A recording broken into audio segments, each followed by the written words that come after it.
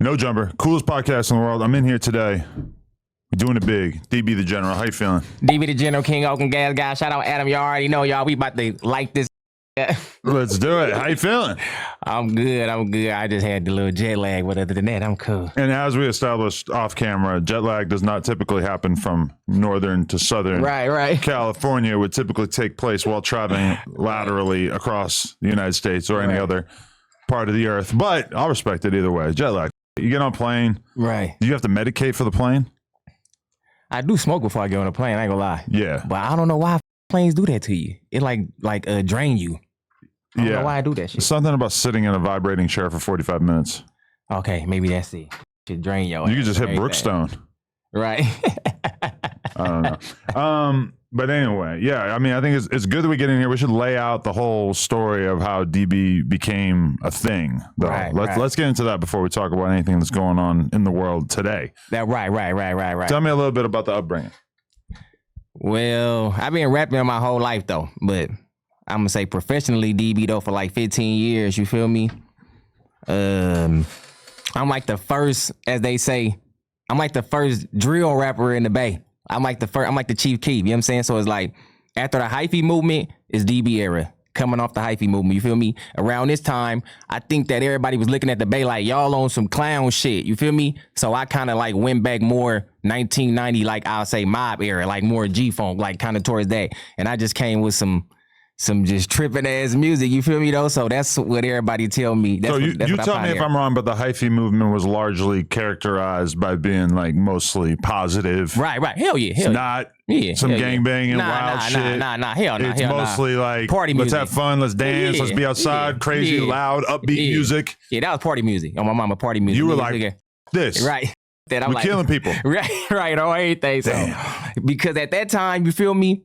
I feel like Oakland, and not even Oakland, the whole Bay Area, like everybody forming like hella cliques, you feel me though? So these cliques, you know, like later on a clique gonna form into a gang, you feel me though? So my upbringing in Oakland, the Oakland don't gangbang. That ain't what the OG, like we don't do that, bro, you know what I'm saying? But my generation, we changed that, you know what I'm saying? Everybody know, my generation, like after 05, like all my years, we all start banging gangs, start banging cliques and hella shit. So it's like, there's like a secret that nobody didn't know about in Northern California. And I'm telling everybody like, nah, we do the same thing everybody else do. Just ain't no color. Right. Like, just ain't no color, bro. But niggas mobbing and banging for sure. You know what's funny though? It's like, I remember back in the day talking to people from the Bay and then being like, we don't gang bang. We just, we block bang or whatever. Right. That was the thing. But when I think about it now, I'm like, it's the same exact thing. It's the same thing. It's like, what's the difference? It's the same. There's no gang without neighborhoods. Right. You know what I'm saying? So after everybody realizes the same thing, I was trying to basically speak for that side of the culture. Nobody wasn't rapping like that at that time. I'm like, nah, I'm gonna rap about what's really going on outside in Oakland. I'm gonna tell the truth. Who are you not giving credit to? Because I feel like there's gonna be people that are like, nah, we were rapping about shooting people. Nah, they can't say it. No? Nope. Everybody who watching this gonna be like, he facts. Everybody from Northern California gonna know DB ain't lying, bro. He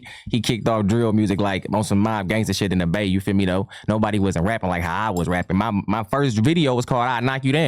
That's my first video. I knock you down. So everybody, I came in. That was my first video on YouTube. And what year are we talking? This is probably like 05. And were you 06? Were you mostly like talking about street beefs, or were you talking about rapper beefs from the beginning? Because it turned into a lot of rapper beefs as time went on a little bit. I was on that, but everybody gonna tell you, I was on that before Chicago. I was on that before everybody. I was talking about real beef in Oakland. You feel me? So I was on this before everybody, bro. And everybody was rocking with that shit. So I was already on that type of hype. Right. Was it? What was your life like before that though? You've been in the streets since a real young age. I fell into the streets probably like around like 15. You feel me? Because my mom got sick and then my dad in the pen. So that's how I kind of fell into the streets. But other than that, I always tell people I had a good upbringing. Like my mama is a strong woman and my daddy is a strict person. So I tell people like, nah, they was on me. It's just that when I'm turning like 15 years old, my mama got sick and then my daddy went to the pen. So that's how I ended up being in the streets. You feel me? Really? Yeah. So you just went from having like a happy home to like all of a sudden you're just solo dolo out here? Right. So everybody like, oh, I see what you said. So that's what happened with you. I'm like, yeah, bro. Like my mom got sick and we got, you know, you start moving around with your family members and shit. You feel me? And I'm going to my dad's house and I'm going around other family members. So hell yeah, that's when I started robbing houses. That. Really? That was the play at the time. At my time, I'm out here. I think they was calling it flocking. Yep. So yeah, the Bay, my area too. Like everybody was robbing houses, bro. I ain't gonna lie, I'm one of the pioneers of it too. I rob hella house. What's the game plan? You stake the house out, or you just go and knock on it and try to find an empty one? My plan was knock on the door. That's gonna let you know if somebody in there. You got to beat on that. You got to knock on the door hard though. You got to knock on the door, check, look around and shit. If somebody answer, nigga, that's somebody in that motherfucker. That was my plan. You know what I'm saying? I was in that. Then they had made that movie called Paper Soldiers. Paper Soldiers was about breaking in houses, and me and my niggas was watching that Damon Dash movie. We like, that shit was f***ing already. Wow. That's crazy. Oh, everything. What's the most you ever took up out of house?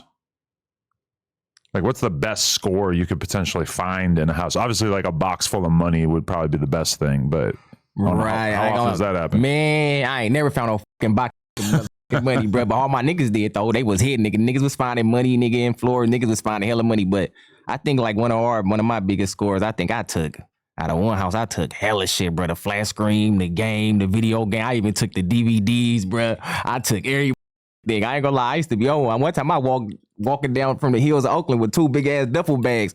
In a car pulled up on me like, where you coming from? And I made up a lie like, I play basketball. I just came from the gym, bro. You feel me? Like, I made up a whole lie, bro. They fell for it though. They like, all right, keep on going. But they didn't know I had hella people house shit in there though. So it's like I used to wake up every morning and do that. Wow. That's how I was surviving basically. You know what I'm saying? Because I ain't around my mom and my dad, y'all. Wow, that's crazy. The flocking shit is right. nuts. Do you feel like it just like kind of took off from there? It just became more and more popular to the point where now I hear about people like they get their houses robbed and all they're taking is like the designer shit. Right. That is true. Which it is kind of logical because it's like realistically, that's worth money. You have a $3,000 Gucci bag this big. Right.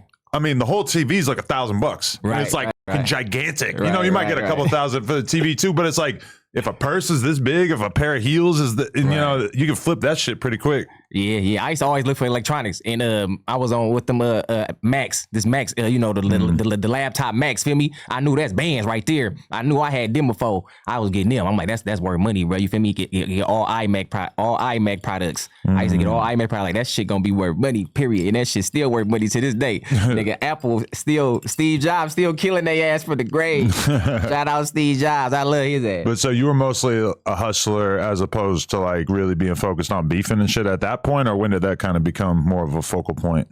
I ain't gonna lie, bro. I'm selling drugs too, though. I sold weed. Like I said, I sold crack. You know what I'm saying? I'm doing all type of shit just to try to get money. But once I go to jail. Once I go to jail and I get out of jail, now I'm taking rap serious. You know what I'm saying? Now I got to take rap serious. My ass then went to jail. And you know how they basically say, if you don't do nothing, we going to keep sending your ass to jail. You know what I'm saying? So I had to take rap serious or I would have kept going to jail. Now I got to get serious. Right. Okay. What was jail like though? Did that change your whole experience much or no? I wrote Welcome to the Navy in jail. Hell yeah, I tell everybody. We were just talking about jail before you walked in this. I'm talking to all you yuckers. That shit is hell. That bullpen therapy. They'll leave your ass in them goddamn rooms for hella alone, trying to break your spirit, send you on hella dry runs. You go on the court dates. It ain't really a court day. Your name on the counter. I'm like, so that shit is like brainwashing, bro. We were just talking about that shit. The most humiliating thing is like the squat and cough. Like somebody looking at your ass naked. Like they know that shit right there. I don't know who the made up that shit ain't cool though, bro. But the squat and cough, you feel me? Leaving you in the bullpen for hella long, trying to break your spirit, sending you on dry runs. I don't know why be glorified. Jail what is a dry run? The dry run is you going to court, but you ain't got court. Oh, so they kind of like trick you into thinking that you might be getting out, but you actually just your there name for no could reason. be on the calendar, but that don't mean that, you feel me? Once you really actually get down there and they see it's like, nah, nigga, your ass just got woke up out your bed for no reason. Your ass then went down here and now your ass hella mad. Every real nigga gonna know what I'm saying. Like, he ain't lying. That shit is not cool, bro. I mean, with the squatting and coughing, like think about how many people had to hide shit in their assholes before that became like an everyday thing. Right. Oh, people probably got away. Hey, you know what? That's crazy you brought that up because, man, my first time going to Rita, bro, I had some weed in one. I had weed in one shoe and I had a blunt in another pocket. And I got scared, y'all, in the bullpen. I gave that shit away. And then when I got to my pod, I guess word got back, you know what I'm saying, that somebody was giving out weed. So everybody's like, who had some weed? And I told my nigga, I'm like, that was me, bruh. He like, you gave away some weed? I'm like, hell yeah, I got spooked. He like, what the f*** is you doing? He instantly weed in on me like, you gave up. I'm like, bro, I had a 10 bag under my shoe and I had a blunt in this pocket. He's like, you gave it away, bro? You know how much money you just gave away? I'm sorry, y'all. This is my first time in jail, so I don't know, nigga. I'm getting smoked, nigga. I'm like, they gonna catch me with this shit. They gotta get that shit away in the bullpen. He like, you don't know what you just did, bro. You just gave away hella money. And then I hear people talking about it and shit like some youngster gave away some weed. Whoa. I felt hella stupid, but I learned my lesson right there though. Like, nah, nigga, if you can get in with that shit and you already passed all the searching and shit. I was already past all that shit. I just got smoked, nigga. Yeah. He like, you was good, bro. You should have got that shit in here. Oh man. Right. I mean, a blunt is such a luxurious thing in jail. Like it's just so big and loud and just stinks to hell. And it's like if you really just wanted to get high, right? I mean, a blunt's nice, but it's not like the most efficient way to do it. So in jail, it just must seem like a fucking 5-star dinner. And you don't need you don't need that much weed. I don't know why in jail you don't need that much weed to get high. Yeah, like you could take a little roach like that, and it'll probably get fried in jail just because you're sober. You can really sense it. When you want all kinds of other drugs and you're smoking weed, you can barely even notice it. Right. But as I get older, the more I feel like the weed actually like gets me really high. Right. When I was younger, sometimes I would be able to just kind of ignore it. The older I get, the more but maybe it's just because the weed keeps getting gnarlier. I don't know. Right. I ain't gonna lie, because somebody just told my ass like, bro, weed ain't how it used to be back in the day. I'm like, nah, I think that shit's stronger than how it used to be back in the day. But I could say, though, we all used to smoke a Swisser, a 10 bag of Swisser, and be lit. We was high. Now, to where put an eighth in a backwood, like, the blunt got to be big and got to be high. I'm like, you know, I ain't think about that. He like, but we wasn't even smoking that much weed, bro. I'm like, we wasn't talking. Yeah.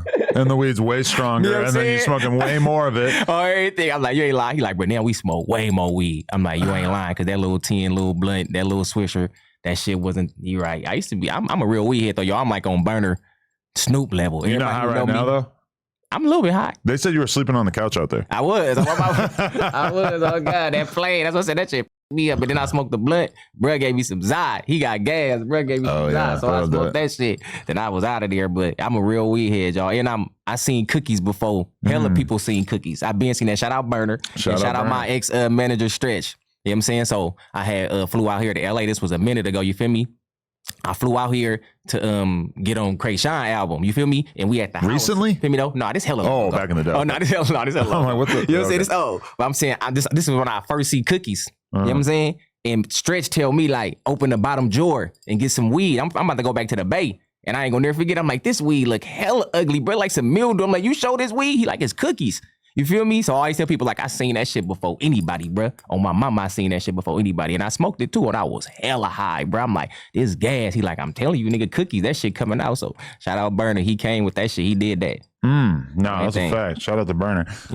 Okay, so then when did you actually decide to start rapping? Was it because of any particular issues you had in the street, or was it just your idea of how you were going to get out of this? I always loved it. It always was my dream. My big brother used to rap. So my big brother taught me how to rap as a kid. So I always knew how to rap. You know what I'm saying? It's just that nigga in the street trying to survive, nigga trying to get money. You feel me? But I always knew how to rap, though. I just didn't really, you know what I'm saying, show it, display it all the time. You feel me? But once I took it serious, it took off for show. I'm like for sure LimeWire, MySpace, that era. Like right there. Feel me? I'm right there on mama though. Shout out Lil B, the bass guy, because me and him was doing the same thing. So I'm the gas guy, he bass guy. That's my brother. So me and Lil B tore up YouTube at the same time. Really? Exactly the same time. You know what I'm saying? Right the same time. But you were on a little bit more the street shit, and he was a little bit more abstract. Exactly. Art. But we both, as they would say, YouTube sensations. Okay. We both was on my mama, on God. But you felt it right away, like, damn, me talking about all the street shit is gonna blow my music up and make people super interested, even if they maybe don't know every single person involved.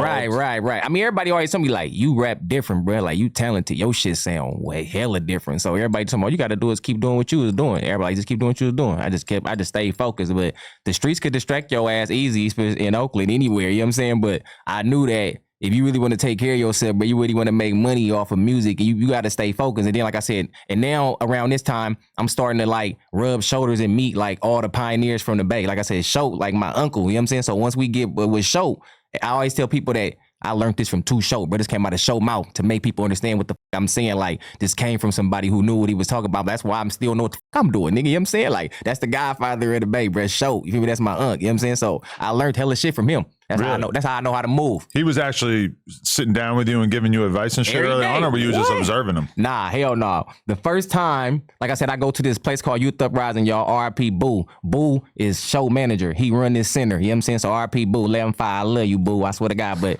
anyway, he take us to downtown Oakland to supposed to be to Too Short Studio. And the first time I really locked in, we moving this nigga out his house.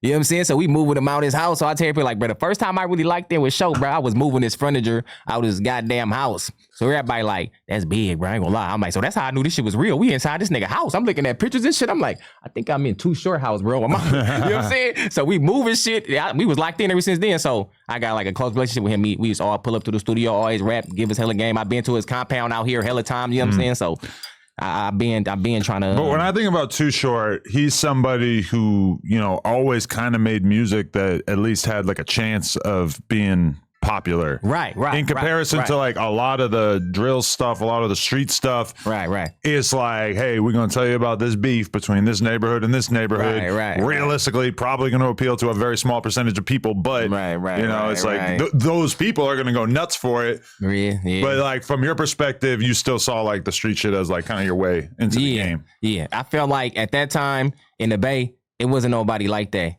And Show told me too, he like, you know, the Bay is more of a pimp, a player persona. You feel me? So he like a gangster nigga from the Bay. Like, nigga, you gonna have to go to LA. You feel me? Like, nigga, they gonna embrace you. That's the nigga, the mother. That's the Mecca. That's the gang banging, bruh. So I already knew that. But all my peers and everybody around me, more was either talking about either selling drugs, like drug rap, or pimp or player shit. But that's interesting that Too Short would say that, because I feel like in terms of LA street dudes, it's almost like impossible to tell them about anything going on outside of LA, right? Like now sometimes these dudes are interested in like Chicago shit or whatever from YouTube, but I feel like I've never heard a LA dude really like act. They're definitely out there, but like they don't really seem like they're super interested or knowledgeable about what's going on up north, right? Show got Crips in this. He kin to some Crips. Show is. He got Crips in his feet. He kin to families to some Crips. They used to be at the studio all the time. Right. So Show know what's up. I'm like, oh, Show, you know. So Show is the really first epitome Bay LA nigga. You know what I'm saying? I'm like, I gotta keep that alive. And then Tupac did it again. You know what I'm saying? The Bay LA nigga kinda. And who else? I think I'm missing one more person. Like you like a Bay LA nigga. There's a lot of people I be saying that shit. I'm like, and that's kind of my goal, bro. I want to bring really the Bay and LA together. And Show Ben told me you could do it. I've been on this mission for a minute. You feel me? Like I'm trying to bring the Bay and LA together. I feel like California come together, all the rest of these states would be obsolete. They'd be done. Everybody copy off us. It is so interesting because there are like somebody like Mozzy is like super well liked in LA. They fuck with him. It's but at the same time, you do kind of feel like people look at him like he's from a different country compared to LA, because it's just so different, you know, different slang, different flair to it. Oh, mine was on everything. He got that Bay influence in him. You know what I'm saying? So I tell people all the time, a Sacramento nigga and a Stockton nigga gonna be influenced from LA up here in the Bay. They like a breed of that. I'm like, so they gonna be kind of different, bro. They like, oh, I see what you saying. You know what I'm saying? So Mozzy, you know what I'm saying? Shout out, bro, too. He go crazy. My mama, his persona gonna come off like a Bay nigga. You know what I'm saying? But when it comes to some street shit, it's gonna be some blood shit. You feel me? So I'm like, he got a cool mix too. You know what I'm saying? So that's gonna work. You feel me? That's gonna work. But like I just told your security guard out there, I'm talking to all y'all niggas out there. How could a Bay nigga go to jail, eat, politic with Crips, Bloods, Bay nigga, then we get out of jail and them. Nigga, we supposed to be still rocking together. Nigga, you better still call my phone. That drive ain't that far. But LA's a hater ass city in terms of like music shit, because even like a lot of LA rappers will tell me it ain't like the dudes who already made it are trying to just come and do a song with me, even though you know, just to like lift me up. It's like if they sign you, they'll fuck with you. But for the most part, dudes are not really like with the smaller artists in LA unless they have like a real reason to. I remember Glasses told me that. Glasses is the first artist I'd rap with from LA. This was when I was a young kid, you know what I'm saying? I gotta do the verse with him, shout out Glass, you know what I'm saying? And he used to tell me that shit too, like, DB, it ain't that easy, nigga, for LA, nigga, like the Bay, nigga, it's the same shit. I'm like, oh.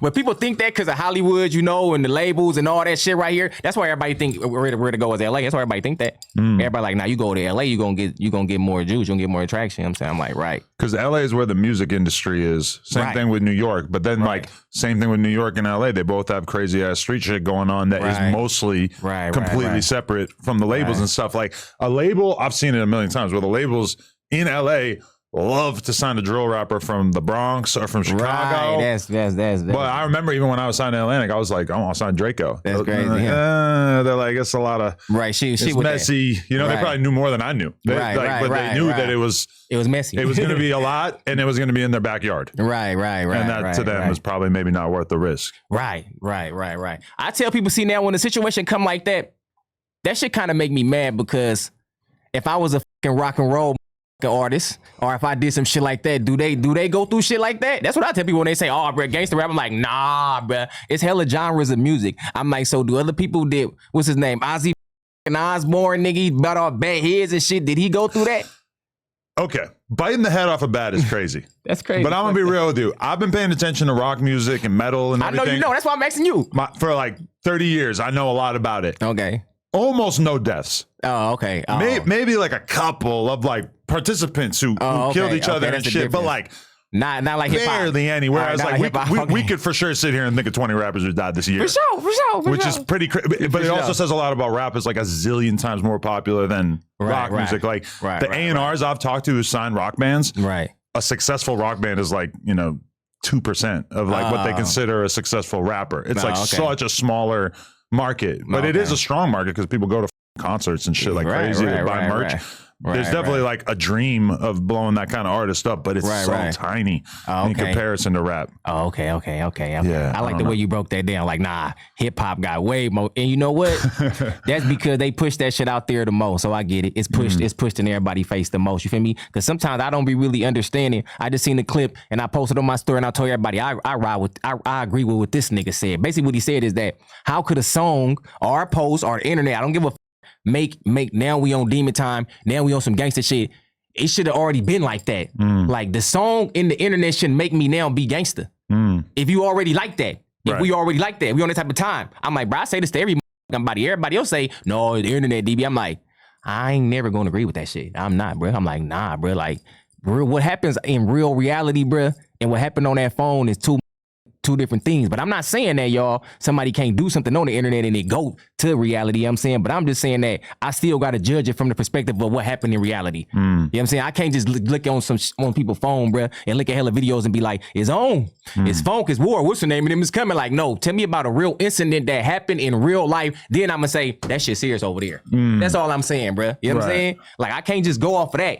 I got to know something happened in real life. You feel me? Like, then I know, like, nah, that's real beef. I don't give a about the songs. I say, oh, that's real beef then, y'all. So you can't pay attention to Kendrick and Drake because there's no bodies dropping? I know everybody know that's fake. Man, that shit fake. It's like, everybody know that shit fake. But I do like that for the state of culture cry, because this is one reason why I like that, though. Drake is richer than Kendrick.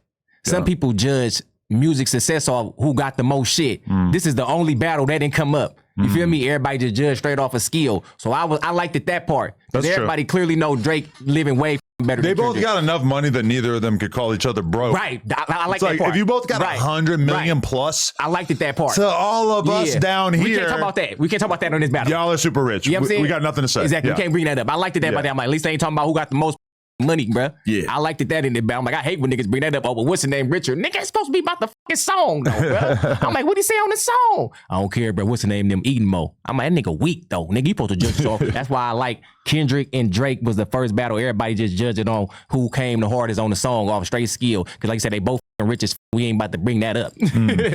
Right. Like, we ain't about to bring that up, bro. So was Philthy Rich the first like big beef that you had in rap, or like when did it start popping off? Nah, that's a good question. I'm glad you asked me that. Nope. HD tried me first. You feel me? A rapper from another nigga from the town. He tried to record me on the phone. Everybody didn't try me, though. Hella people didn't try me. I just didn't respond. He was just the first respond.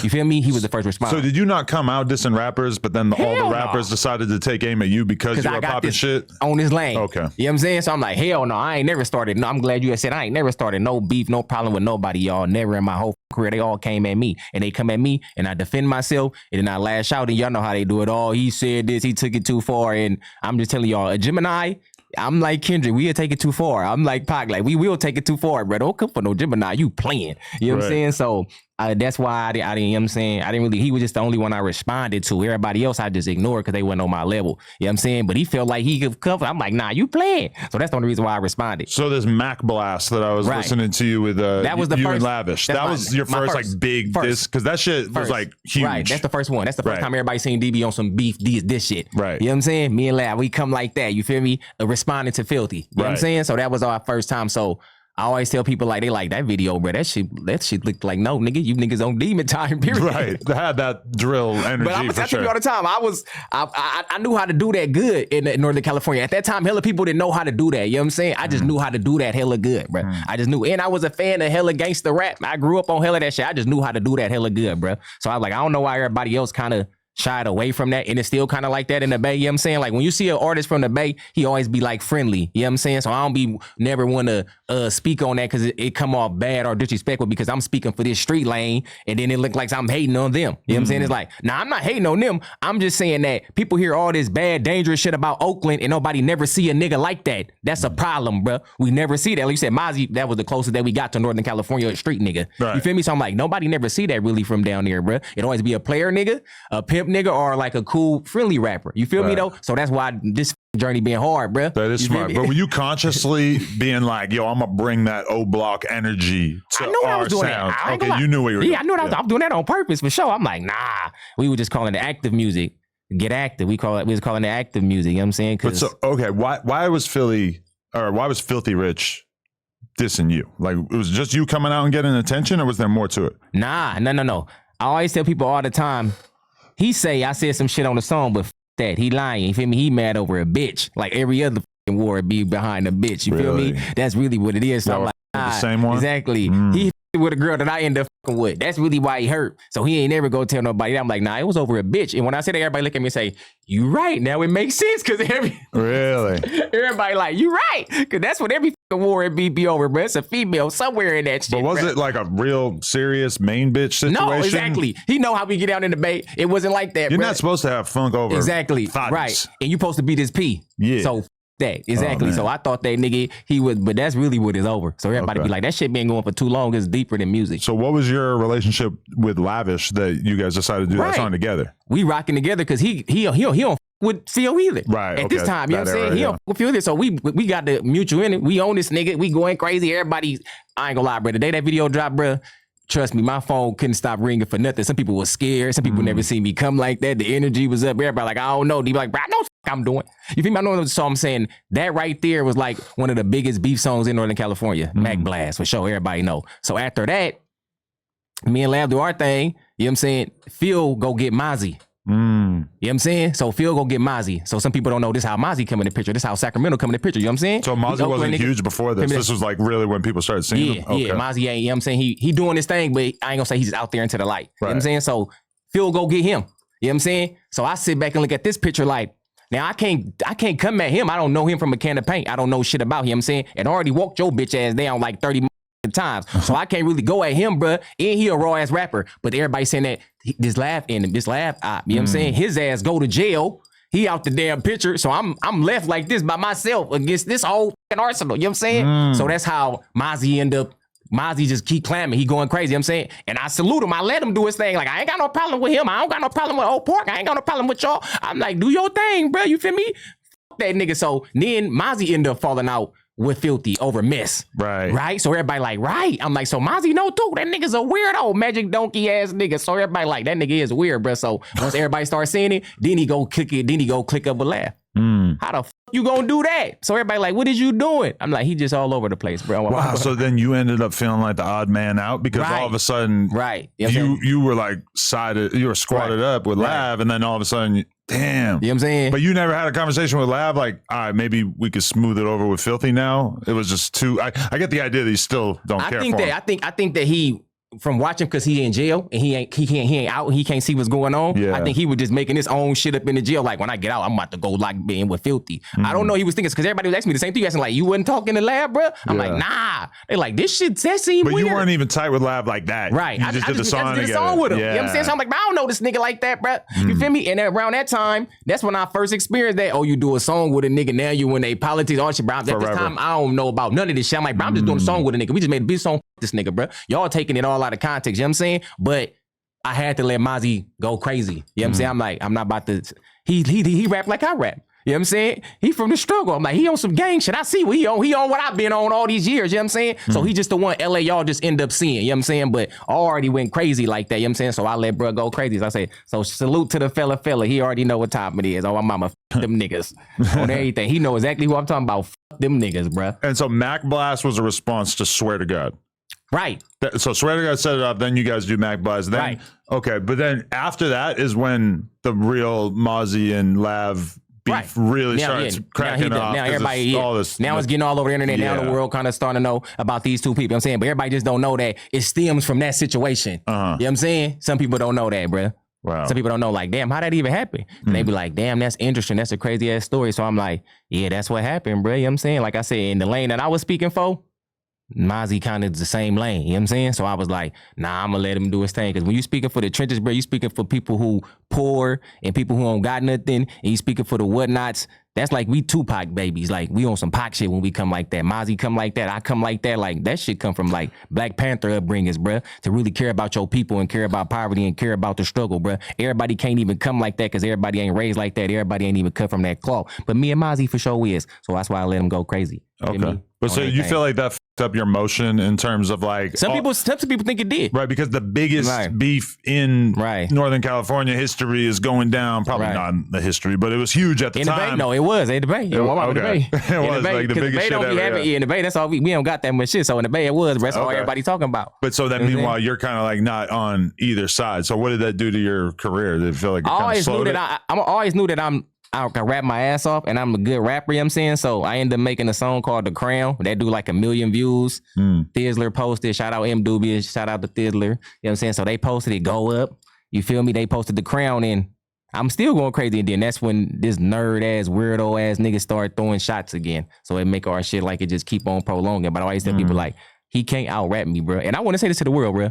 Everybody, if you got a problem with a rapper and he's the better rapper, you got a problem because the only thing you really could do is go back in the fucking booth and defend that. You can't go outside and be like, I'm looking for niggas, bro. I'm about to kill these niggas if it's just rap beef. Like I said, and there wasn't nothing prior to that. You know what I'm saying? Now, if it was something prior to that, then you could be like, nah, I'm talking about nigga, you know what I'm saying? What been happening, the dead homies, the niggas who did it. Okay, that makes sense, bro. But I'm saying if you and this person just got rap beef, you made your song, he made song, you cannot be like, I'm going outside, bro. I'm about to kill you weak, mother. You supposed to get your ass in the booth and try, or you gotta eat the L. Right. You gotta eat the L. This rap, this hip hop, bro. You can't do that. You gotta eat the L. So I tell people, they like, you is right though. It ain't shit you could do. It's crazy because if you're a rapper in a beef with another rapper and they're obviously the better rapper, you have to somehow avoid the terms of the beef becoming who's the better rapper. Right. You already know you're gonna lose that. Right. But then also, I mean, it's tough to make it about the streets or whatever if it's not really like that. Shit. They always bring up other shit. They make any other narrative. Because they know they ain't the better rapper. So I'm like, why everybody don't see that? Whoever the less weak rapper, he always bring up other shit.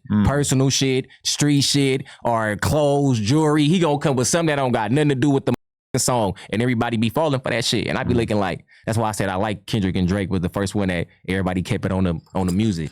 I've been watching this Vince McMahon WWF documentary or whatever. I used to watch that shit. There's a new one on Netflix. Crazy, but like the crazy thing about it to me is how he very obviously is trying to like create good guys and bad guys. You know, you got your villains and you got your superheroes. And it's crazy how it's like that in real life. But in the rap game, we do that to everybody. Yep, and for some reason, Lil Durk and them are the good guys. Right. And then meanwhile, all these FBG dudes is the villains are X'd out of hell opportunities. When you really think about how many people will not fuck with a GD rapper from Chicago just on the basis of the Durk, and they might not even fuck with Durk, but they would like to in the future. Right. And they know that all the other cool rappers are fucking with him. So it's like, I'm gonna stay away from with his ops. And there's a lot of cities where that shit happens and you just have your good guys and your bad guys in the fans' perspective. And a lot of times from my perspective, they're all good and bad guys. They're not one or the other, but to the fans, they're going to simplify it. To the fans, you the villain and this one is, you're right. That's how they going to do it. I ain't going to lie. I think that since Chicago been like the epitome of gang and like culture, y'all, since back then, they is the first one that kind of like glorified it. I always tell people like, nah, the West Coast and everybody else in the Midwest, we been doing gangster shit, but it wasn't like really put in our music and our song. Like Chicago really did that, bro. So it's like now all the youngsters follow that culture. So it's like, and I can't say shit because I was doing the same shit in the Bay. You know what I'm saying? So everybody, you pre-drill, nigga, you was doing the same thing. So when that shit started getting popping, I was really looking like, damn. Cause I was doing this, so I'm like, I can't even say nothing. I'm like, that shit spent out of control. Cause Chicago took, how could I say, gangster rap just to another level, bro. And everybody see that shit like they just did, bro. But shit, is that where it's at now? Ain't no turning back. Drill music is fully in effect. And like I said, it not help, so I can't say shit. I know it's it's crazy because it was like a very good thing for Chicago, but realistically, it's like how many people profited or benefited from it. It's not that many people in comparison to the influence that Chicago's drill era had on so many different parts of the world that basically just created like huge amounts of violence. Right. In I didn't know it was big in the UK like that. Oh yeah, I didn't know. I didn't know they like, bro, hella people do this shit. I'm like, that's many. That's many. All over Europe, a lot of the any place that has gangs are likely to start rapping. And if you like don't let your young dudes from your hood start rapping, then you're basically like old school. You're gonna get left in the past. They're gonna look at you like a relic. Well, this is what I just told somebody because this bro, he talking about this other rapper. I don't want to say his name because he pissing me the off. I ain't gonna lie. I swear to God, he pissing me off. And everybody know what he is, but he's trying to push this shit like, you know, gangster rap and street rap. And I always tell people this what Tupac said. Fuck that. You can't basically tell all the good and not tell the bad. You can't tell both sides of the story. So I do, like you said, when you just broke it down with the villain and the good story and shit, like, no matter what, the people gonna do it anyway. You know what I'm saying? So I'm like, that's facts, but it should always be two sides told. Like, you can't just make it like everything is peaches and cream and clean out there in the world. That's fake, nigga. It's for sure people dying. It's for sure people going to jail. It's for sure people getting killed. So like, somebody got to tell that story. So like you said, yeah, he becomes the villain. You know what I'm saying? But it's like, somebody got to tell that story though, bro. You can't tell one side. So that's the only thing I tell people when they say when gangster rap or drill music is like killing hip hop or killing the youth or killing the new generation. I be like, but if that's what's really going on outside, bro, reality is reality. Your music supposed to reflect reality. You supposed to reflect the times. You feel me? That come from Nina Simone, bro. He supposed to reflect the time. Whatever the going on, an artist supposed to paint that and talk about that. Whatever the But going that's on. what's so upsetting about hip hop to so many people is the fact that if you go back in time to somebody like Nas, who obviously was growing around all kinds of violence and shit, right? But and his perspective on it was bigger. You know, he's describing the horrors, and he's talking about the shit he likes. He's talking about the culture in general, but it doesn't sound like a wholehearted endorsement of it. Now, obviously, it's not fair to compare every rapper to Nas, who's like one of the greatest rappers of all time. That's a good example, right? But like, that's a good example. I feel like that's the problem to a lot of people, and what might like disgust a lot of people from rap, but also what brings in a lot of kids who are basically enjoying drill music from like a true crime perspective, where it's like, yeah, these songs sound all right, but really I'm interested in who killed who, and who hates who, etc. You know, that's what they're really, and it do be like that sometimes, for sure, and it do be like that sometimes. So you ain't lying. That's a good way to say it. Like Nas though, he was in the projects, he didn't come like that. Oh, my mama, because I always compare like they eras, like Nas, Jay-Z, DMX, all them niggas. Like, you right, New York, for some reason, New York got like this thing to where it's like, nigga, this still gonna be hip hop. This still gonna be some lyrical shit no matter what the fuck I'm talking about. New York niggas hella good at that. I swear to God. Like, you could be listening to a New York song and it could be a diss like DMX that y'all gonna make me. That's a diss song to Corrupt. Hella people don't know that. I'm like, but that's a diss. You know that, right? I'm like, that's how New York nigga do you though, bro. Like, they really be hip hop heads like that. They make a song to where you won't even know. It just sound like a real song. So you right, they hella good at like painting a picture that's kind of still perceived to be street.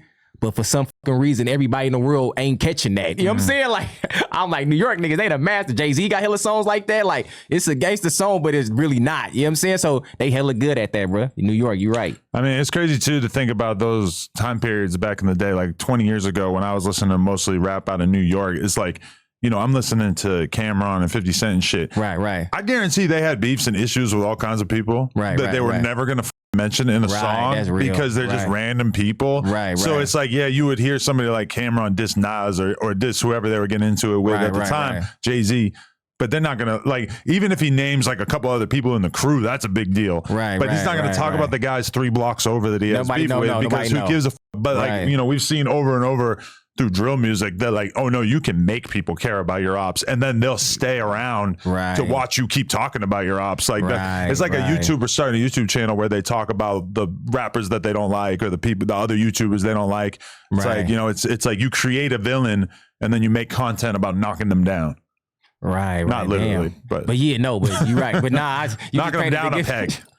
You turn nigga to a pack, they gonna smoke your ass. Nah, you painted the good picture, because I be like, yeah, where they think they going with that? You know what I'm saying? Like where they think they going with that? But I know it's influenced by the video games and hella shit and the music and hella shit. This is what I just told my motherfucking brother last night though, and I'm glad we talking about this. Okay, so this is just going back from what you're saying. So even if I'm a kid and I'm really rocking like this, and I'm, you know what I'm saying, I'm all on the drill shit, I'm on the video game type of shit, you know what I'm saying? I want the world to answer this too, y'all, in the comments. Is that heavier than the parent? Like, than the person in the house? I'm like, my mama would've whooped my ass, nigga. Menace to Society was out, Gangsta Rap was out, and I know you do that shit, I'm gonna break your ass off. So I'm like, but is that, the parent still supposed to I know I could turn this damn TV. I could say, you can't watch this goddamn TV. I can take your goddamn phone. You can't hold this shit until every motherfucking age. So I'm like, but still, I think, whatever they watching or the influence they got, is that over the parent or the guardian who's around that child? I mean, I think as a parent, if you just let your kid listen to crazy violent music from a young age, you are basically complicit in turning that kid into some up version of who they are. And I feel lucky, honestly, that I have a wife who is so goddamn strict that at times I'm just like, are you fucking for real? You're gonna make me turn the song off? Right. But I get it, because like now I see how all right, my kid has barely heard rap since she like I would play it around her all the time, but now that she speaks well, it's like now my girl's like super against playing it. There's a Taylor Swift song where she says something like, I wanna kill her. My kid is walking around telling my girl that she wants to be a killer. Right. Now she doesn't know what the fuck it is, and she's like, she doesn't really get what she's saying. Right. But that one Taylor Swift lyric that sounds kind of cute when she says it, my kid is repeating that shit. And I see my girl telling her, like, you're not allowed to say that. We try not to make a big deal out of it when she does say it or whatever. But I can't even imagine if you just let your kid watch whatever on YouTube or listen to whatever music. I mean, the kid is going to get drawn into the same bullshit that you're watching, especially if they're looking at the same YouTube algorithm that you're seeing. Imagine being a 9-year-old and seeing a title that says, why Lil Tim and Quando Rondo killed King Von. And you like King Von's music. Right. And you're a kid, you got to click on that shit. Of course you want to know what's going on with that kind of shit. You know? That's real. And the earlier the kid gets used to that shit, the more up it is. Like, that's the problem, is that a lot of parents are just, you know, if you work all time, and especially if you're in a single parent household, you can't afford to have, you know, really like good child care or whatever. It's like it's an impossible task. And especially your kid is shaped by the other kids as well. So even if you do a good job hiding your kid away from all this other shit, it has to do with who they're in school with, et cetera. And if every other kid in school is exposed to all this shit. If you're like the one really great parent at the school and everybody else is kind of dropping the ball, then your kid's going to get influenced by all that shit the same way. And she's going to resent you because you're the one over here like holding them apart from the shit. Well, I just come from that era where your parents put fear in your ass. That's all I think it is to me. Like, I knew all that shit, but my mama going to break my ass off. I knew it, my daddy, you going to get over. I knew, like, all right, you could try that shit if you want to. Because I remember when Kane died in Mentorship Society, that was the first time I felt like that was real. Like when he got this, how he got killed at the end. Everybody like, I know. I'm like, maybe because with the time and they did show some shit like that at that time, maybe it wasn't no shit like that on TV. I don't know, bro. But that scene did with me. I felt that, like I knew him and I knew I was watching a fucking movie. So I know that shit could become like real. It'll start feeling real. That was the first time I seen with Mentorship Society when Kane got killed. I was like, I started crying like, they killed Kane. I was in the house crying. Mama them like, nigga, it's a fucking movie, boy. I'm like, right, huh? But I don't know why I felt hella real. I'm like, because I don't know. It was just something about that fucking movie. Mentorship Society, that shit was heavy. And like I said, and again, that's another movie. Bay in LA niggas. All through the movies. I'm saying, like, this shit, everybody just ain't watching. You feel me? On everything. It's a hella shit where the Bay in LA, I don't know why nobody ain't just pushing. I'm pushing for that though, y'all. I'm pushing for that. You feel me? On everything. For sure. So, okay, I'm trying to figure out where the narrative of your life story goes from after all this bullshit with the Philthy and Mozzy saga and everything that. Like, how do we get to the Killer Inc. Snoopy Badass era from there? Right. I just always kept pushing and always kept doing my thing, but when he got chained by Snoop, you feel me? Which was like 2020? Yeah, that's when I locked in with him. And Snoop is at this time with Short on Mount Westmore. Is that what they said was called? Some tour like that. Something like, something like that. They with them, you know what I'm saying? Right. So we was doing our thing, keeping it lit, just like them two keeping it lit. That was supposed to be like some tour of America's Most Wanted type shit. You feel me? Because I'm from Oakland. I could play Pac and he could play Snoop. You know what I'm saying? He could play Snoop. So that's what I was thinking, like some Tour of America Most Wanted shit. That was my whole movement behind that, you know what I'm saying? But now brother doing this blogger shit. Now he tearing niggas' heads off. I'm like, all right, bro, do your thing. I'm like, bro, salute you, bro. But I'm trying to rap. But how do you know Snoopy in the first place? That's how I met him, from that situation. Oh, so right from that situation. Just from being around Too Short, and then Snoopy's around Snoop, and so then you're all in the same place. I'm hearing already about him. You know what I'm saying? So I'm hearing about him. So I'm saying I tap in with him. I'm like, bro, congratulations. That was a good look. And he could rap his fucking ass off. And I started looking at all the shit going on with him, and I kind of like started seeing my story too. I'm like, when you're the better rapper, people will say any fucking thing, bro. That's all the fuck it is. But everybody can't see that shit. I'm like, bro, if you the better rapper and the other nigga weak, he gonna come with everything, nigga. Your granny used to smoke crack. Hella shit is like, yeah, what about the song though, bruh? Yeah. That will never come up. Right. Because niggas can't rap, bruh. Right. You feel me? Niggas can't rap. I'll be like, bruh, most niggas can't rap though. I seen how they hate on all the most niggas, even Draco. I seen how and he had his own style. And the only reason why, because up north, more of the Bay, it didn't really happen up here. His influence is more up north. You know what I'm saying? I could show you, I could pull you up like 20 Dracos. Yeah. Feel me? Niggas from up north. You know what I'm saying? Oakland, Frisco, Sac. Everybody was rapping like him. And I'm asking my nigga like, what's up with this old whisper, low ass rap type shit? You feel me? I'm like, why niggas rap like Scoot, all the type of shit? He like, Draco the Rule. I'm like, who is that? Put that nigga up. He put him up on YouTube and showed me like 5 other niggas rapping like him. I'm like, damn, that nigga is influential as Okay, that's super interesting you say that, because I've heard other people say that Draco was taking his style from up north to a certain other way extent. around. You're saying it was he influenced the whole damn state. For sure. Okay. Other way around, bro. Hell no. Interesting. You know what I'm Okay, saying? Nah, other way around, bro. Niggas wasn't whispering and rapping low like that and offbeat and shit. All that shit come from Draco. But to be fair, around that time, I do remember that like OGZ was the first person who showed me all black. You know, all black kind of all black from Oakland. I feel like Shoreline and Draco and stuff, they did appreciate a lot of Northern California stuff. And true. you know, That's Draco true. does on a lot of his projects feature Northern California artists more than and just on some love shit, not on like I know, I'm trying to, because Ralphie still with him. You're right. So that was already a relationship that was there. Yeah, you're right. But I mean, if you're somebody who's like a progressive street rap listener, right, in LA, you're probably around that time. If you really knew what you were listening to, you're probably going to be interested in what's going on up north for sure.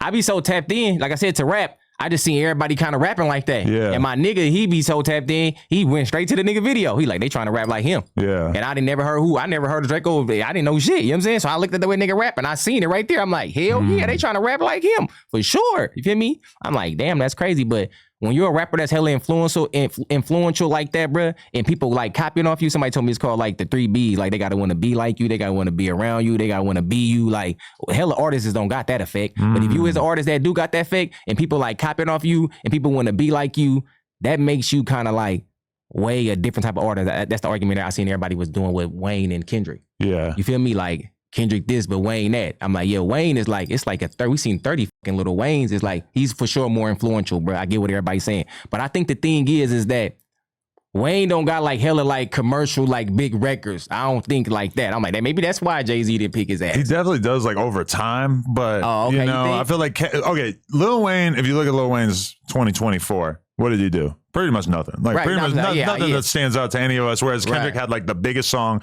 of the year, even though, you know, he did have a couple other diss songs, but it's basically like the only thing he put out this year. But it was like the biggest song. But it was the biggest song of the year. You got to give it to him. We can't look past that for sure. You know. But I was looking at that on there like that's a hard one, damn, because I know for sure Kendrick is raised up from Lil Wayne. Wayne raised all of us. I'm like, that's a hard one. That's a hard one. Everybody, what you think, DB? I'm like, that's a hard one because nigga Wayne deserved that. He to go, nigga. On my mama. I'm like, but Kendrick going crazy right now. Like, what the now put Jay-Z in a hard mother place, bro. What the he posted did right there? I'm like, I feel that nigga on that one. That was a hard one, bro. You feel me? Because Kendrick is like the hottest artist out, and I know how everybody feel about Wayne, so I'm like, that was just a hard ass one, bro. When I was in high school in 1999, I went into the computer lab and I see a CD sitting there. It's a Wu-Tang CD, and it's the third Wu-Tang album. So it's the album after Wu-Tang Forever. And I pick it up and I'm just like, oh, hell yeah, I ain't even heard this shit yet. I got a free Wu-Tang CD, which at the time a CD was everything. It's like $15. Hell yeah. Say it right there. I get it. I open it up and it's a Lil Wayne album. And then I go home and I listen to it, and I remember feeling kind of torn because part of me was like, I wanted that really be Wu-Tang. Yeah, well, that too. But like part of me was like, this shit is hard. Like this shit is crazy sounding. Like this is like nothing I ever heard before. And then part of me was also like, this is some bullshit. Like I don't know what the I'm listening to. This ain't Wu-Tang, this ain't Tupac, this is some weird shit. It ain't hard enough. But I like, I came to appreciate it and everything like that. But when I think about that, that's pretty funny that like I was fooled into picking it up. I might not even picked it up if it had a Lil Wayne CD case. I thought I was getting a Wu-Tang album. But yeah, all right. So how did you feel about it when things didn't really work out with Snoopy and Snoop? After that, I feel like he should just keep pushing. He should keep just doing his thing, like with the Death Row shit on some legacy type of shit. But he wanted to do his own type of thing, his own type of way. So I'm like, all right, Snoopy, you know what I'm saying? I know how he is. He a Gemini. He gonna do his own fucking thing. But like I said, that's bruh. He just doing his blogger shit. So I salute bruh. You seem like you have a real like kind of brotherly relationship with him because you guys clearly don't see eye to eye on everything, but you still just got real love for him. Yeah, because I feel like everybody have somebody, like I said, in their family or somebody they know like that. And I think that's like the real definition of loyalty. Because everybody always talk about this loyalty, trust, respect. I always tell people like, nah, I'm loyalty at the top, bro. Because loyalty, bro, I could really not agree with you. I could really not be with that, but I'm still gonna ride with you though. That's what loyalty mean. But everybody ain't really like loyal today. Like niggas ain't loyal. Loyal me, I'm gonna ride with you wrong or right. That's what loyal mean. Everybody like respect and trust. I'm like, that shit supposed to come with loyalty though, nigga. That though, yeah, it's supposed to come with loyalty. If I'm loyal to you, of course I got respect you and got love for you. You feel me though? But loyalty at the top of loyalty over love, loyalty over trust, loyalty over that, all that shit. You could be in a relationship with a y'all might not be saying eye to eye, but if y'all loyal to each other, y'all gonna make that shit kind of work. You know what I'm saying? Or any fallout you have with somebody, if y'all loyal to each other, that's nah. Bro. I think we need to talk about loyalty more in general because I think about this a lot. Because okay, if it's as simple as just friendship, then loyalty is important, right? Yeah, right. But I feel like a lot of people in our world of like content and all these rappers and everything, a lot of it is like business. But then like the fans kind of perceive it as like friendship. Right. Because I've definitely perceived a lot of situations in which like a business relationship ceases to make sense. And then that ruins the friendship. And then people look at you as being like disloyal. When in reality, it's like, there's just realities to business. And it's like, I can't pay you X amount of dollars unless you're making X amount of dollars. And if that does become the decision at a certain point, is like, I can't pay you as much or I can't give you this raise that you want or whatever. It's like, that's when your loyalty this is business at the end of the day. And that's why I've lost hella friends over the years due to the fact that I did what I kind of thought was the loyal thing, which is I gave them a job. But then when I didn't feel like they were doing what they were supposed to be doing, I take the job away and now I'm disloyal. When if I had never given them an opportunity in the first place, people would probably still see me as loyal in that situation, even though that person also would probably be salty as that I. Nah, that's called loyal to a fault. We the ones that's loyal to a fault. Nah, that's we being too loyal. I get what you're saying, because now once that shit ain't going right, you do got the right to say, okay, I can't take this shit no more. But let's throw out an example. Like you got a homie, you've been loyal to him forever or whatever, and then he just does some bugged out shit. At what point do you have to make it clear, I'm not on board with this? And there's all kinds of examples we could give, but like what if like he's your boy, you really, really with him, but then a video comes out of him beating the shit out of his baby mama. Or something like that. Oh, now, realistically, just don't say anything. You're a celebrity. You don't got to talk about nothing. You got to just be quiet about it. But then what if something happens where you're on a podcast and somebody tries to force you to state your opinion one way or the other, and you got to say like, I don't with what he did. Are you disloyal because you just disavowed him? I mean, But also saying I don't with what he did is different than saying I don't with him. That's a good way to look at it. Like there's a lot of like tricky things that come around. I think that you could correct the person behind closed doors. Maybe you ain't got to do it in the public. Maybe you can act like you fucking riding with that shit and you ain't. But I think if you correct him around, y'all had to talk about that shit behind closed doors, that should be good enough. Like, bro, don't keep doing that shit because it do start looking bad on. It's gonna start looking bad on all y'all. It's kind of like I try to tell my partner about Cardi B and Offset. Like now you don't know what the fuck to believe. They both saying weird shit. When somebody saying weird shit like that, bro, now you don't know what the line. And they both just saying weird shit. I'm like, when they get to like that, bro, you don't know what to believe now. He like triggered her so bad that she admitted that she had been cheating the whole relationship, which to me is pretty funny. They both like, saying some wild shit. She had like committed the perfect crime because I didn't really think that she was cheating on him. Now she's like, haha, I just didn't get caught. Which that's like a special type of person that is like excited to tell you about what they actually did. That's a demon. That's a fucking demon, bro. I'm looking at that shit like that's a demon ass situation, bro. All that shit I read, I'm like, I ain't never seen no shit like that. See, y'all in my time, me growing up, y'all, I ain't never seen no shit like that. So y'all generation, I'm looking at this shit like, if something was going on when we growing up, any relationship or any celebrity, like you just didn't know about it. And I think that's why everybody want something happen to Beyonce and Jay-Z so fucking bad. I'm like, why y'all doing that? I see they doing it with the Diddy shit. I see them doing it. Everybody like, yeah, Jay-Z next. Jay-Z next. Jay-Z and Beyonce next. I'm like, that's some evil ass shit. Why y'all praying on their downfall like that, bro? They cool, bro. Leave Jay-Z and Beyonce the fuck alone, bro. Everybody want them to drop forward. Everybody hella bad. But I'm gonna tell y'all right now, not Hov. No, not Hov. That's what I'm saying. All right, like the new whisper is basically the idea that Jay-Z might have slept with Foxy Brown when he was 23 and she was 15. Man, my thing is, I don't know how easily hip hop is going to cancel Jay-Z, even if some shit like that comes out. Because listen, there were no rabid Puff Daddy fans. You know? Right. We respect him. Right. But ultimately, like Jay-Z has like 10, maybe 8, whatever, classic albums that everybody reveres, everybody like recognizes. He's so important to hip hop. Right. I don't know. Like now, I don't think that they're going to hit him with just that. They're going to dig up all kinds of other shit. So it'll probably end up seeming like a bunch of stuff when they inevitably do try to take him down. Right. But I don't know. It's like but you still haven't seen anybody actually make that accusation. Not Hov. I just seen people like insinuating. Not Hov. Only reason why I'm going to say that, y'all, because I'm a fan of hip hop and he got a book called Decoded. Somebody gave it to me. I found it at somebody's house. I read that whole damn book. I'm like, this nigga smart than a motherfucker. So he really studied hella people, bro. So I'm like, nah, Jay, he different, bro. He ain't going out. You know what I'm saying? So I'm like, that's a different type of animal. And I'm pretty sure Beyonce, no. I'm like, nah, I don't think they like that. People just love to build you up. And then they love to tear you down. And people love the idea of taking somebody who like, you know, really, what's the difference between DB the General and Jay-Z? Besides the fact that somehow he has managed to become a millionaire or whatever. Right. And like a lot of people who are haters, you know, I don't feel like I feel like this way. Well, I definitely don't feel this way about Jay-Z, but there probably are people that I do feel like this about, which is like, I know you think you're better than me. Right. And I'm going to enjoy it, watching them tear your ass down to the point where you don't really think you're better than me at some point. I know that's a very human instinct to want to watch somebody crumble to the point where you're like on the same level or closer to on the same level, you know? I'm glad you brought that up. Look, that's hella good. Nah, for real, cause look, I swear to God, because my mama told me I'm like the king of like, I be exposing mother. You know what I'm saying? Like I Mac blast your ass, you know what I'm saying? Because I know my character and I know what I did in my life, you know what I'm saying? Everybody say everybody got skeletons in the closet. So I always look at shit like, so why would somebody come for you or come for me or any person real, and you know you have more dirt or more skeletons in your backyard than me? That's the dumbest shit I be seeing people do. I be like, you know what the you did over there, bro, and I know what I did in my character in my life. And people will go for the person, and he got way more shit going on. You find out a motherfucker have be an informant, a rat. You will find out all type of shit, bro. But it seemed like the people that he coming for is not like that. So that's why that was my defense. You know what I'm saying? Like I did that to hella people. I ain't gonna lie. Like I really exposed your ass. I'm like, but you came for me.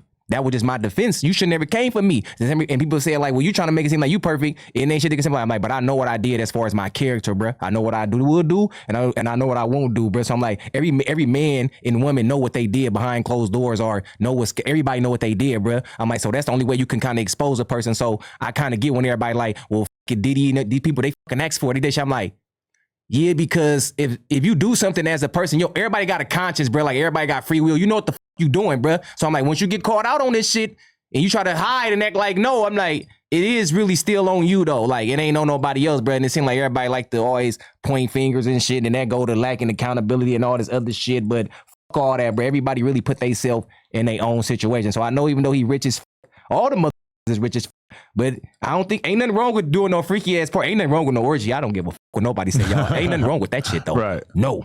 You feel me? That ain't illegal. You know what I'm saying? But anything else he did, I don't know. I mean, it's a huge liability to be freaky and famous. Right. You know? Because it's like an orgy's great. Right. For sure. Have a fucking crazy freak off. Right. Ain't nothing wrong with that. And hey, you want to be doing drugs, it's your life. Do some drugs. For sure. Right. I don't think nothing wrong with that. But then all you got to do is say, nah, they were being forced to do the drugs. There wasn't just a plate of coke. There was a plate of coke that everybody's being forced to do. Now we've got a new narrative. That's, you know. That's what changed it? I mean, yeah, I think from a lot of people's perspectives, because, all right, think about T.I. T.I. had a crazy lawsuit with his wife, basically alleging that they were like sex trafficking and drugging girls or whatever. I remember that. Could it be that the girls were just taking Molly because like a huge percentage of girls want to take Molly? Right, I mean, it's like it gets very muddy. And like the thing is that it's not like he's been convicted or found guilty or put on trial or anything. And it's still, he beat that shit. But it still had a huge impact on his public reputation. And even like yesterday, I'm scrolling through Twitter.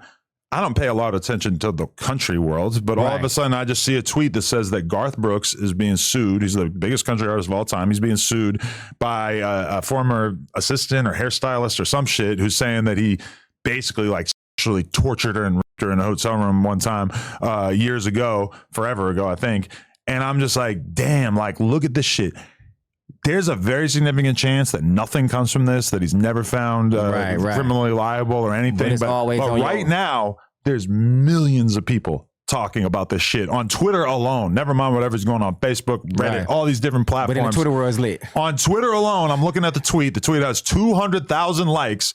And I guarantee you there's 10 other tweets that got the same level of engagement. Yeah, and we might find out that none of this shit ever even pans out to be anything. And this is a guy who's got a squeaky clean image for his whole career. That made me think about Tupac when he was rapping and talking about this shit gonna fuck up my name. I ain't do this shit. And now years later he did. And this bitch, all this shit come out. You right. Like this shit be going on for so long. It's like people just believe too much of the shit with the they see, bro. You know what I'm saying? And I think they don't question it. And I can't be mad because I was like that too. I had my brother like, you believe in all that shit you see. Some of that shit is fake. So I'm glad somebody had to really like show me. But it's hella people who I think for just perceive too much as that shit and they take it too personal. They take it too much to fucking heart. And it's like some of that shit I think is really just to be scrolled and laughed or comment and move on with your damn life. Y'all taking that shit too much to heart. I feel like everybody take this shit to heart. Like they whole life evolve around that shit because it's only 2 times. I ain't gonna lie. Like, you know how like Instagram have like a glitch or like it shut down, y'all. That happened twice. I ain't gonna lie. The first time I wasn't tripping. I ain't gonna lie. But the second time, I ain't gonna lie. I almost had a heart attack. Bro. You thought your shit was deleted? I thought it was gone, bro. So everybody like, you see, that shit really do something to people, bro. I'm like, that's the first time I ever did that though. The first time I didn't care. I'm like, all right, if that shit gone, that shit gone. But the second time, you know what I'm saying? It was just like freezing. It wasn't loading. You know what I'm saying? And I got hacked before. You know what I'm saying? Because everybody be like, bro, you DB Jr., you're a legend. Why you got so many? I'm like, nah, I got hacked twice. So I always tell people like, bro, I don't care about followers. That shit there. Take your page. I got hacked twice, bro. So I don't really care about that internet shit, bro. People really look at your fucking life and be like, I'm going to get this. Like I said, people really prey on people's downfall in this damn world. And that shit is crazy. So I never really cared about that shit. But for sure, I'm not never going to take all, I'm not gonna ever consume all this shit I see on social media, internet, bro. Like all of it just really took to be hard. I'm not never doing that. I just know that ain't the case, and I think that's why everybody take all that shit too much. They take it too serious, taking it too hard. It ain't all that damn serious. I'd have had fucking 100 arguments about what's real and what ain't and what's fake, and everybody really is going more to this shit is real. You know what I'm saying? It's and I'm crazy. like, nah. You know, if you're gonna be a public figure, you have to go through the slow, gradual process of getting thicker and thicker skin to the point where you can't really care about anything. Right. I just thought of a good example. This morning, I'm scrolling through Twitter and I see a tweet and it's like, our mission this year as Black people should be to take down Academics Vlad TV and Adam 22. You seen that? 30,000 likes. When was this? This morning. I probably thought about it for like a minute. And then I just kept scrolling, and I forgot about it until just now. And then I was just thinking, I'm like, but that's many. That's a right. Okay, 10 years ago, that's many. The idea of a tweet with 30,000 likes saying that they need to take me down would have fucking blown my mind. But I've been on the internet for a long time, and really, I feel like if anything, it's like very hard to get through to me now. And if anything, that's my mission and my motto going forward is. There should be no amount of bad press that should make me have a bad day. Right. Yeah, hell nah. You should always be able to get through that shit just off this. I don't give a fuck. Right. I know who I'm really in my skin. At the end of the day, I'm going to be all right. I know who I am in my skin. Whatever, it can be hard to feel that because when it feels like everything's coming down, it can be very hard to like really feel confident that you're going to end up good. Like I said, maybe it's the way I was raised. My mom always told me that, nigga, sticks and stones break your bones, nigga, words will never hurt you. And I grew up in a fucking house with hella capping and hella shit, bro. We watch hella Def Comedy Jam, bro. Oh my God, hella, we talk hella shit about each other, bro. So I got a tough ass skin. I'm like, today this world hella sensitive. You can say anything, your ass canceled. So all this other type of shit is like, everybody more is sensitive to what they might say. But I was one of them people, I feel like me, and you, both of us. I didn't been called everything under the fucking sun. I didn't been called nigga, everything you could think of. Gay, he rat, he snitch, you broke. I've been down all the roads, so I feel like I could handle anything. I could take anything. I laugh at that shit for sure, and I'ma smoke my blood. Like, you do not know me in real life. I don't give a I don't give a But some people they really be. I see some people really mind boggle. And I be trying to tell my girl, I'm like, they do not know you. Like you tripping. So some people really taking this shit to heart. I'm like, you tripping, bro. You know I remember one time I was around Tato from Chief Keef shit. Right. He was being canceled that day on the internet because of basically evidence had come out on the internet to suggest that he was like being abusive to Cuban Doll, who he was like dating at the time or whatever. Right. And it was bad on Twitter that day for him. Like people coming out the woodwork, talking crazy about him, acting like he's this monster, whatever. And when I see him, he's rolling back to back. He's happy as fuck. He rapping. He fucking around with his friends. He didn't give a probably didn't even know. It's not like he's pulling his phone out and checking the shit like a psychopath. He was living life. No, he was living life. And I'm like, that's the mentality of a fucking savage who doesn't give a shit, who knows that to be out here alive, living, is so much more important than people trashing him on social media, because so many of his homies are dead. He already won. You know, he's still here. You guys are all going to forget this, and that's true, because right now I can barely even remember the details of the situation. And when I saw that, that inspired me a lot to be like, you know what? I don't have to care. The best example I can give of that is Chris and Breezy. Now, I never met him in real life, but good man. I heard too many stories on the internet, but everybody say, if you see how people treat him in real life, then you will see the difference. But I never seen it. You know what I'm saying? But I see pay his ass for a picture and all that goddamn shit. So I'm like, up there. But if you see what they say about him on the internet, it'll seem like he's not liked or loved. But that shit is cap, bro. So I don't know why everybody just be taking all that shit to the heart, bro. Everybody take that shit to the heart. If and I ain't gonna lie, I do it too though. Like if the comment got hella likes, like fuck, I'd be like, everybody agree with that? I start doing that shit too. Like, damn, why that comment got hella likes? That should have fuck with you though. Like, does everybody think like that? It'll do that to your brain. But you gotta just know that it's trolls, it's people out here, like I said, it's kid people behind it you don't know, bro. Most of this shit be youngsters. You feel me? I'm like, bro, they don't be really hella adults on social media. Most of that shit be kids, though. Most of that shit be young kids, bro. I'm like, they don't know. They'll troll your ass all day. Especially if you respond and go back and forth with their ass. They happy as like, yeah, come on, bro. I'm like, cause some people really ain't got no damn life. They ain't got shit else to do. They just sitting right there just trolling, bro. You know what I'm saying? They ain't got shit else to do. No, definitely. I mean, Chris Brown has a new documentary coming out about him. And here they go. You know, I fully predict that like here they go. See, y'all trying to tear Breezy down. It'll be an annoyance for him. There'll be a bunch of viral shit that'll come out with it. But ultimately, if he just stays focused on his music and his career and shit, it ain't gonna work right. You know, that Rihanna shit was 14 years ago or whatever. Y'all gotta let that shit go. Breezy the nigga. That shit ain't cool. But I read a comment like not too long ago and it was like, this is the most like hated artist on the internet, but if you see the love he get in real life, you will know all this shit is fake as fuck. So I was like, that's kind of like me. You know what I'm saying? So that made me feel good. I'm like, right. I'm like, these motherfuckers don't know me, but people really do that shit. So I don't know why, bro. So it's like, going back to my story, like after all that beef and after all that trouble and shit, like I said, I always been cool. I always was living good, bro. I always was good because I know that nobody never touched me. Nobody didn't put their hands on me. Nobody didn't jump me, beat me up, get scraped, got caught lacking, robbed. None of this shit shot at. So I always, that shit was fake to me. I'm like, yeah, a song or a YouTube video. I'm like, whatever, bro. But like I said, no real incident ever happened in real life. So I never perceived myself, as I got beef with hell of these rappers. You feel me? Now everybody else will say that, but if you ask me, I'm gonna tell your ass like, that ain't beef, bruh. Like somebody made a song, I responded, I hurt niggas' feelings, bruh. That's all happened. You feel me? I'm like, that's all happened. I'm like, but didn't nothing happen in real life. So don't run around talking about it's a problem and shit. So it's like that will block an artist. That'll block you, know what I'm saying?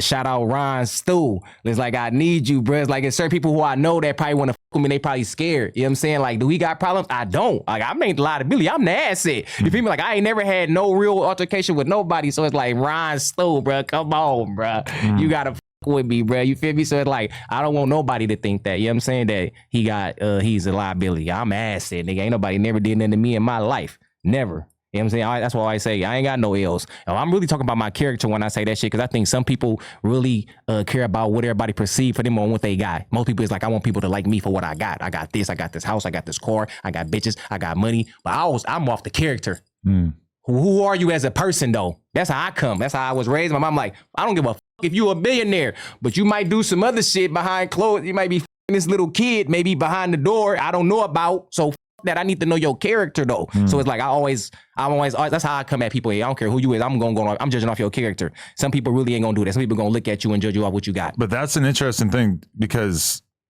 there's infinite examples of people where everybody seemed to like perceive them as being honorable people of good character or whatever. And then down the road, you end up finding out they're doing some crazy ass shit behind closed doors.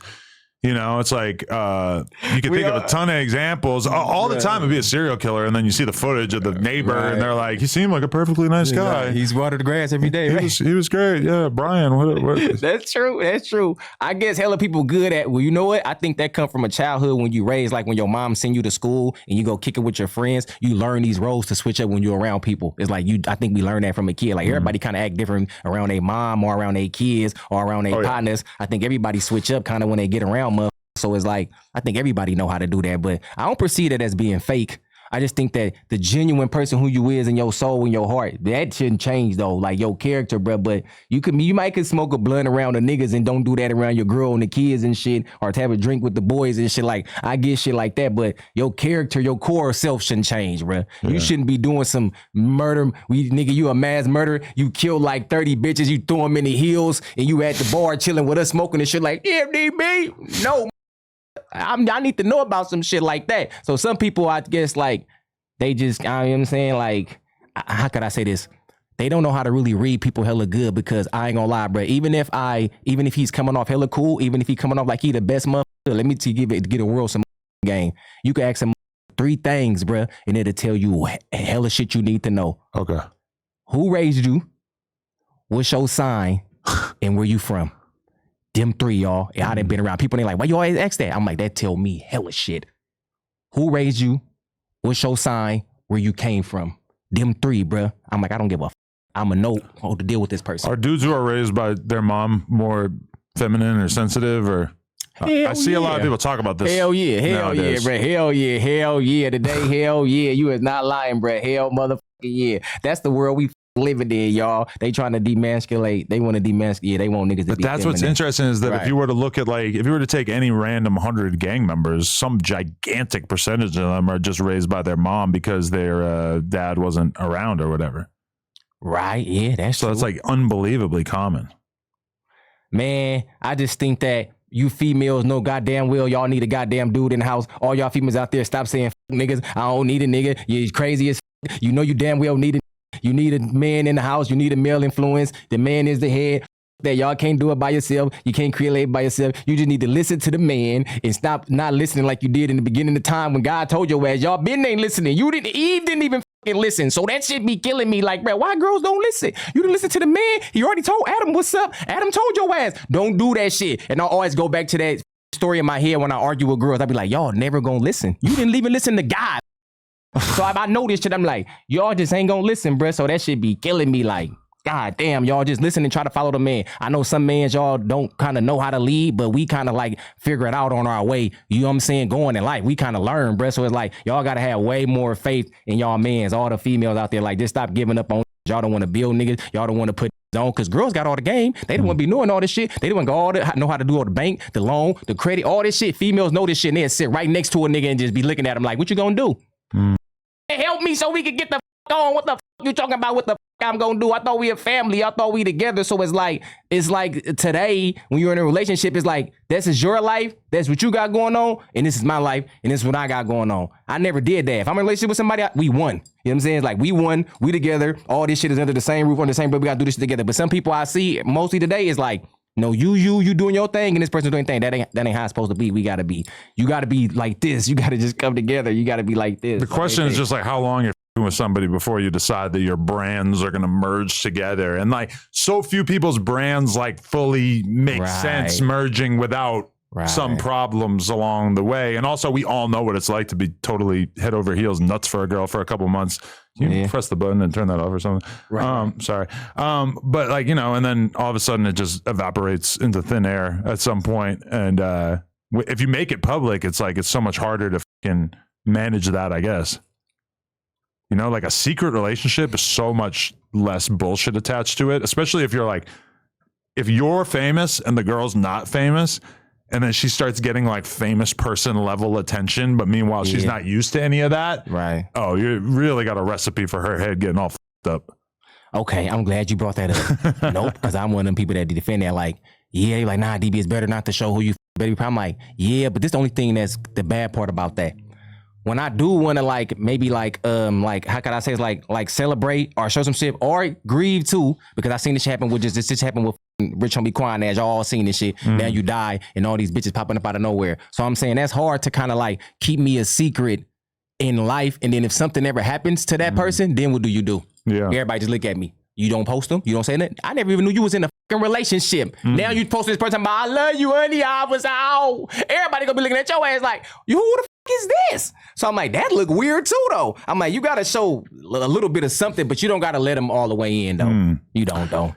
It's crazy too, because like as much as a girl could drag you down publicly, I know like if I wasn't in a relationship or whatever, bro, I could blow myself up off a girl. Like all I need to do is like, you know, if you just find a girl who's lit and you get into a relationship with her, you start fucking around with her, you start having gossip. People cannot keep their eyes off that shit. That's true. At one point in my relationship, we just decided really early on, we just decided we're not going to do any messy shit ever.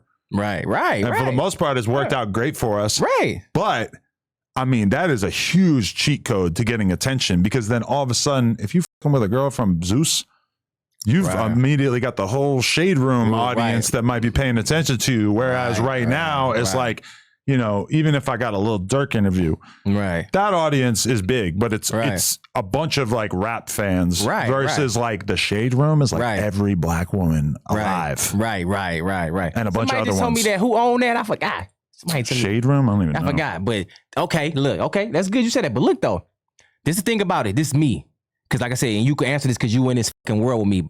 But when people ask us, since we're in this world and they're like the regular digglers, they should fucking listen to us because we in this world. We know the buttons to push. We know what's really kind of going on. So when I'm talking to somebody that ain't in this world though, they don't create content or not media, you don't rap, none of that shit, you better listen to me on what's real and fake. Yeah. You should listen to me, bro. I really fucking know. So it's like, that still kill me, even if somebody's just living a regular day of life and they don't know somebody that's kind of doing that. If you know somebody that's doing it or that's a content creator or in that world, you should go talk to them maybe about, you know what I'm saying, like how you should perceive to take the internet world if you're somebody that ain't already in that world. You about to just jump into it. I'm about to start a clothing line. I'm about to start rapping.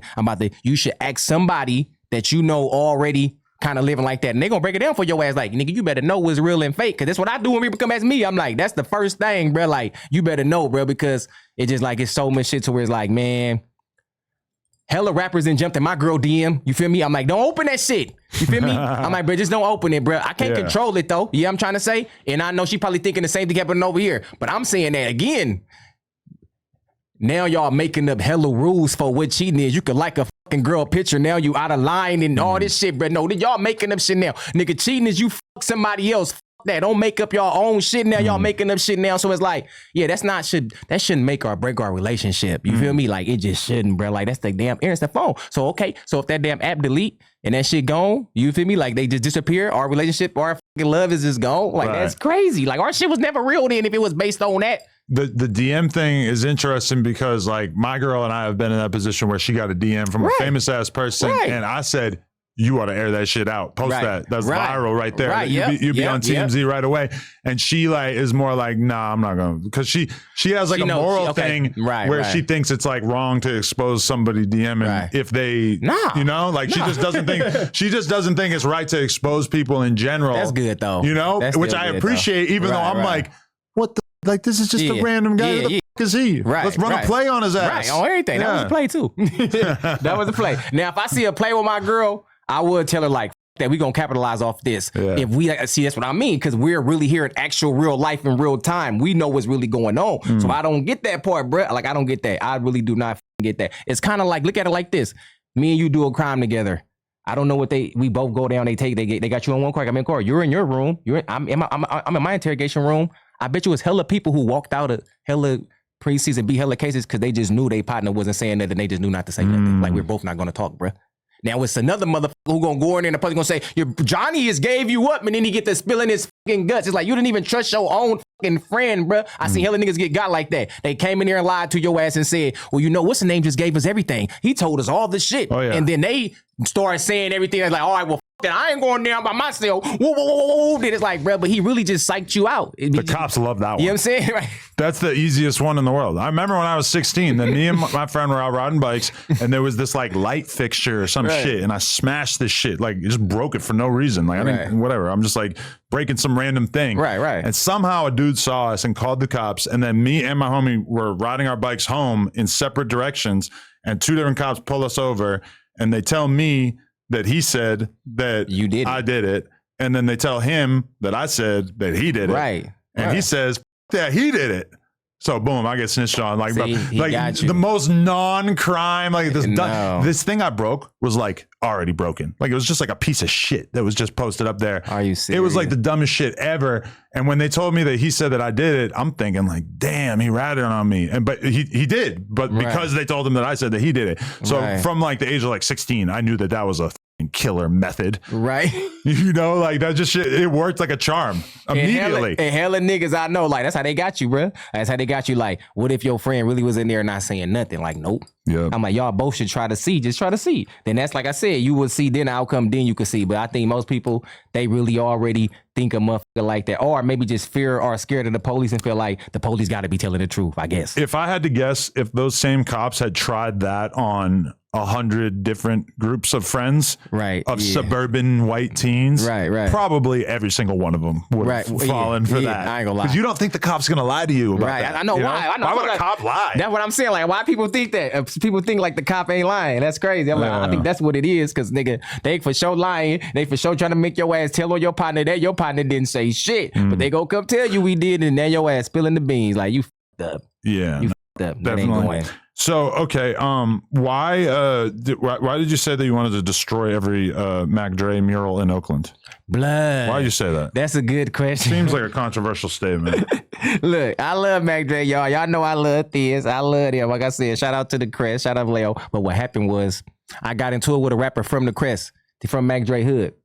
I made a cover, y'all. Y'all can go look up the album cover. It's called some mobbing. What I said, been mobbing, or I'm already mobbing. But anyway, I put Mac Dre and I put the Jack face on my cover. You know what I'm saying? And he trying to tell me that I can't do that. Like, I can't use Mac Dre face on my cover. You feel me? So I said, if you telling me I can't use Mac Dre face on my cover, then I'm like, nigga, how can Mac Dre use Oakland and have all these fucking murals in fucking Oakland?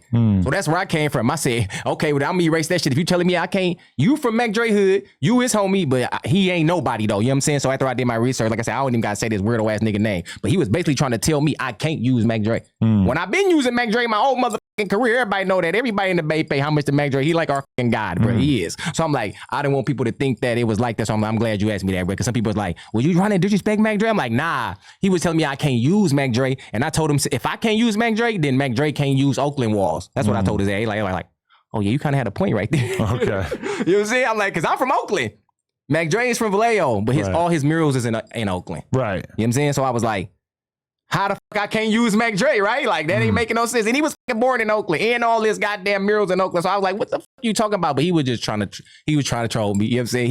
He was trying to get a response and he got one. Okay. I gave it to his ass. I gave it to his ass. He was trying to get one. I'm like, playing. The Mac Dre thing just will never go away. That's just like it's like the president of like permanently. You die and you're still the president. The Mac guy, he the Bay Mac guy. On my mama, y'all. Everybody know that's the Bay Mac guy. But like I told you, because that was somebody who was kind of like really being his real true character and didn't really kind of give a fuck what nobody thought. I'm off shrooms. I'm off pills. I feel like white bitches. This is what the fuck I like, and this is what it is. You know what I'm saying? So when somebody be their natural real self, I think that's what really worked, and we missing that today. Everybody kind of being a copy. You like white bitches? What? They go crazy. Salute to all the snow bunnies out there in the world, y'all. What? We got him. He's a bunny hopper. Play that gif of the FBI running in the spot. That's funny though. I feel like that. Like I'm sitting here the other day with Rainwater and Whack, and they both are like, "No, I'll never a white girl ever."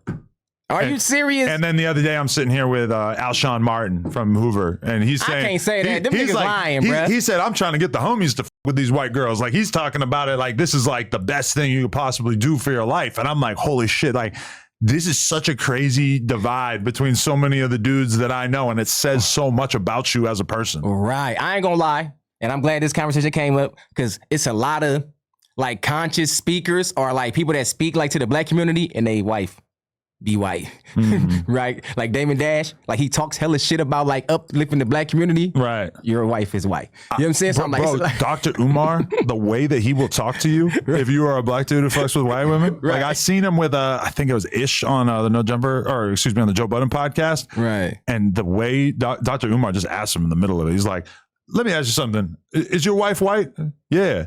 Oh, all right. There's like the tone of the conversation changes so much because Umar he cannot let you forget for a moment that he does not respect your decision to f with a white woman. Nah, that's racist. I don't give a fuck. And he hella educated and smart enough to know what the fuck he doing. He know that's racist. I'm like, nah, bro. There's no color on the person. I can say that, y'all. That it's your soul and it's your character. I don't see color when I see. I'm looking for your soul and I'm looking for your character, bro. Ain't no fucking. I don't know who the fuck made up all that weird ass shit. But I didn't got real fucking love, y'all, from white people. Like hella love and hella like money and hella like a white person let me sleep on this couch one time. Nigga, I did a show. He like, you can sleep right here. DB gave me hella weed and hella shit. I'm like, some black people never did that for me. So I'm like, I'm not about to do that, bro. Like, nah, bro. Like, and like I said, when Kreayshawn and V Nasty and Lil Debbie and them is blowing up, since they with me, everybody thinking like you co-signing this shit. I'm like, yeah, I am, nigga. They can do what the they want to do. They can say what the they want to say. How much were you involved in that from early on? Because that was a crazy pivotal moment in hip hop. She was my camera, you know what I'm saying, man.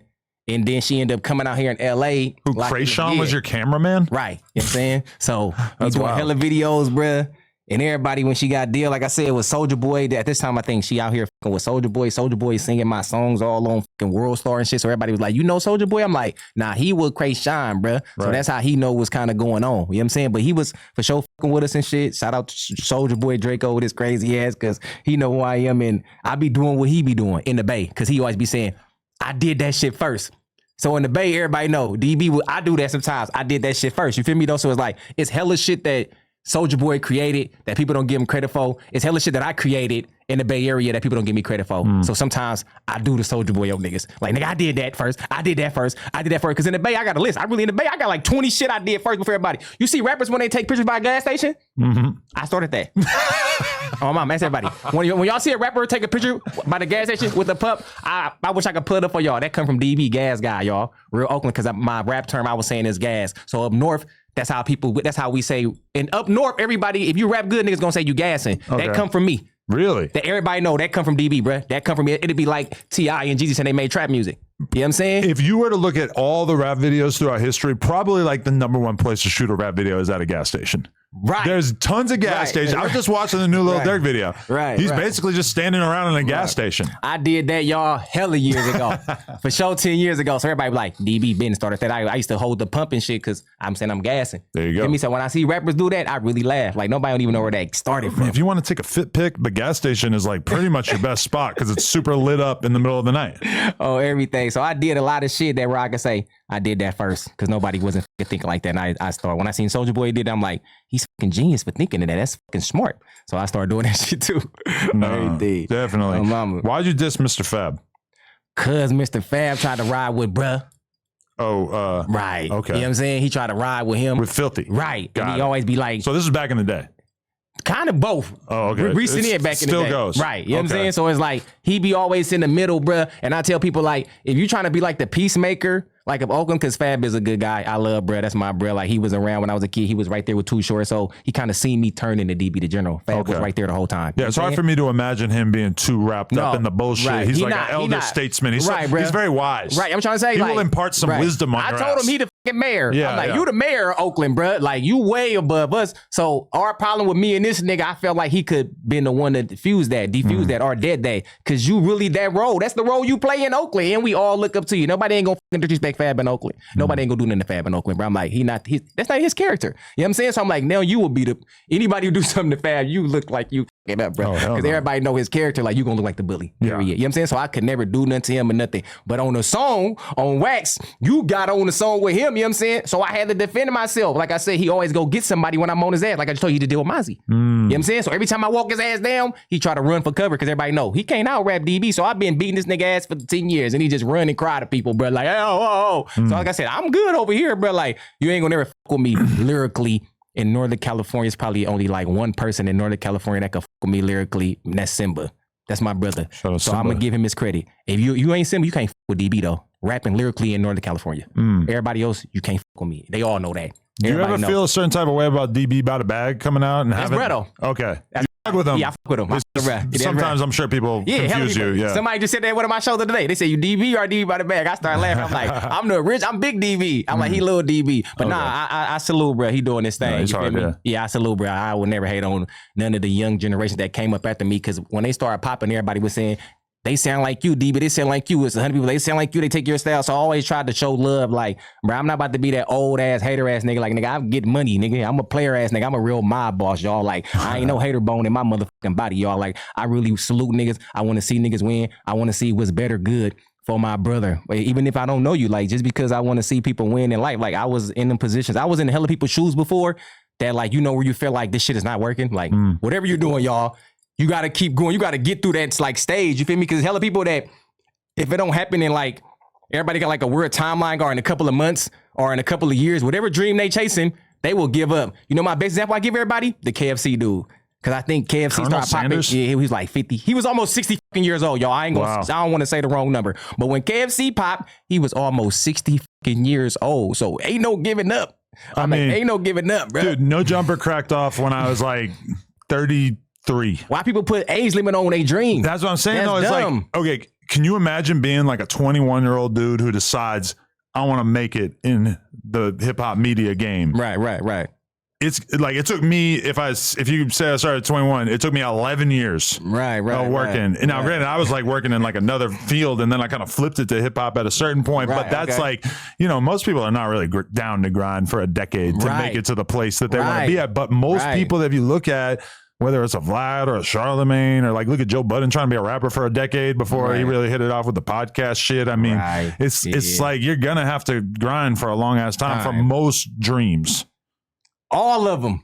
Dad, I'm going to be real. But we romanticize the fucking little kid drill rappers that pop off and they put out 3 songs and the third one gets 1 million views and then they get signed by Dirk and they go off. You know what I'm saying? So, okay, the ones that do like that, they look like they pop hella fast, y'all. And like they own, that's like microwave food.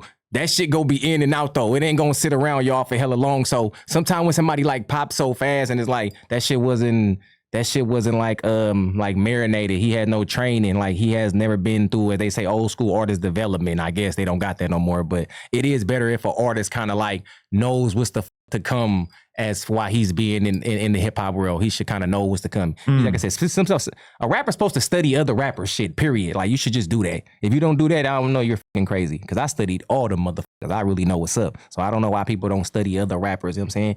I seen Nipsey say he did that. I seen other people say, like, I studied Master P and I studied all these niggas, Damon Dash and them Rockefeller. Like, if you saying you want to be in this field, why rap is the only one you could wake up today and be like, I'm rap. That's cool, but at least know something about this shit, bro. Like, don't just do something you don't know nothing about, because I could play basketball good, but I know I can't with them NBA players. Yeah. I could box, I could fight cool. I know I can't get in that ring. I'm gonna get my ass knocked out. You feel me? So I feel like it's levels to professionalism to everything that you gotta know you're doing. So that's why you gotta keep on going. You gotta keep on practicing. You feel me? You gotta do, because don't think you just the greatest in that. It's somebody else who been training and been doing that shit hella years before you. You just ain't ran into them yet. You know what I'm saying? So I'm like, yeah, that's how it go. You got to just keep going. Nah, I mean, the person who's the most obsessed with learning about the game is going to be the one who wins. I think a large percentage of the time. Really, this whole podcast is the result of me going on mad deep dives into rappers and people in the industry and just all these things I was interested in, and kind of realizing like, oh, if I start a podcast and I start talking, if I build the platform,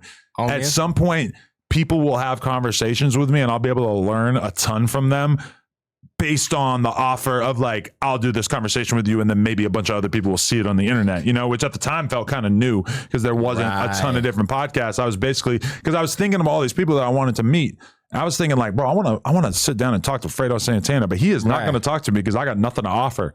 But if I start a podcast, then maybe I'll have a reason why people will sit with me. That's what I figured, you know? I didn't manage to get that one in, but you was right though. You was thinking right because I don't know why sometimes I argue, because like I said, shout out my bro when he first came up here, DC Baby Draco. Yeah. DC Baby Draco is my bro who I was kind of like defending up north against like all the EBK cats. They was on his ass, you feel me? Because he basically point shit about their life. He was turning them into the Kardashians, basically being, hey, let's talk about every little detail of what's going on. This. Everybody's like, you know him, DB? I'm like, that's my nigga. They like, bro, he talking about everybody. I'm like, but y'all giving him the content. What the fuck is you talking about? So that was me always defending that nigga. And everybody like, but D, I'm like, you cannot go live, ride through the ops hood, pull out your damn SK and think ain't nobody about to fucking talk about this. You niggas can't be that dumb. You feel me? Like, you can't be that dumb, bro. Yeah. You can't be, but y'all want to pick and choose I think rappers pick and choose who they feel want to talk about them. I see niggas do that all the time. Like, oh, this dude could talk about me, or this people could post about me. But if academics, like you said, or Vlad or Adam say something, now I'm hot.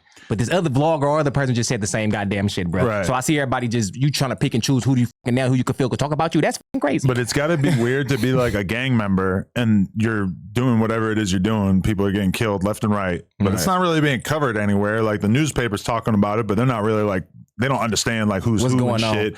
Y'all break it down on a different level. And then meanwhile, That's like real. academics or No Jumper are probably just too big to be talking about whatever the you got going on. Not to mention we can't just report on every single person that gets killed in every single neighborhood. But then all of a sudden you have a fan page pop up that's got 5,000 followers. And just because of an EBK Jaaybo, because his popularity is significant enough that all of a sudden there's a bunch of fans who want to know about his ops dying and shit like that. So now you have an Instagram page that's just documenting all this crazy shit. And if you're one of those ops or whatever, it's like you're like, what the f-, bro? Like this is all of a sudden like something that people are making tons of content about. And I ain't gonna lie. I mean, that's just crazy when thing. It get to that, I ain't gonna lie. When it get to that level like that, I'm just gonna be honest and throw it out there, y'all. Somebody gonna die when it get like that. I'm gonna just keep it solid, bro. Somebody gonna die when it's like hella bodies on bodies, hella cases. You going back to jail, everybody know about it. The regular average motherfucker at the corner store know about your goddamn beef. Like when it's like that, it's like somebody about to die, bro. Cause it's like everybody just waiting for that time. You know what I'm saying? So I'm like, you don't want to put out that energy too much. Now you could slide on your ops on the song, bro, but it's like, nigga, it don't gotta all be all about that. You know what I'm saying? Or every fucking song don't gotta be about that. You could switch it up. You can have like 2 songs on your album about that. You don't gotta rap about that shit. You for sure supposed to make songs about the bitches. For sure. You for sure make songs about what you, how you was raised and where you your hometown, where you came from, shit like that. Like every song don't gotta be about we killed these niggas. But Jaaybo's new album is like 21 songs, and literally every single song is about just straight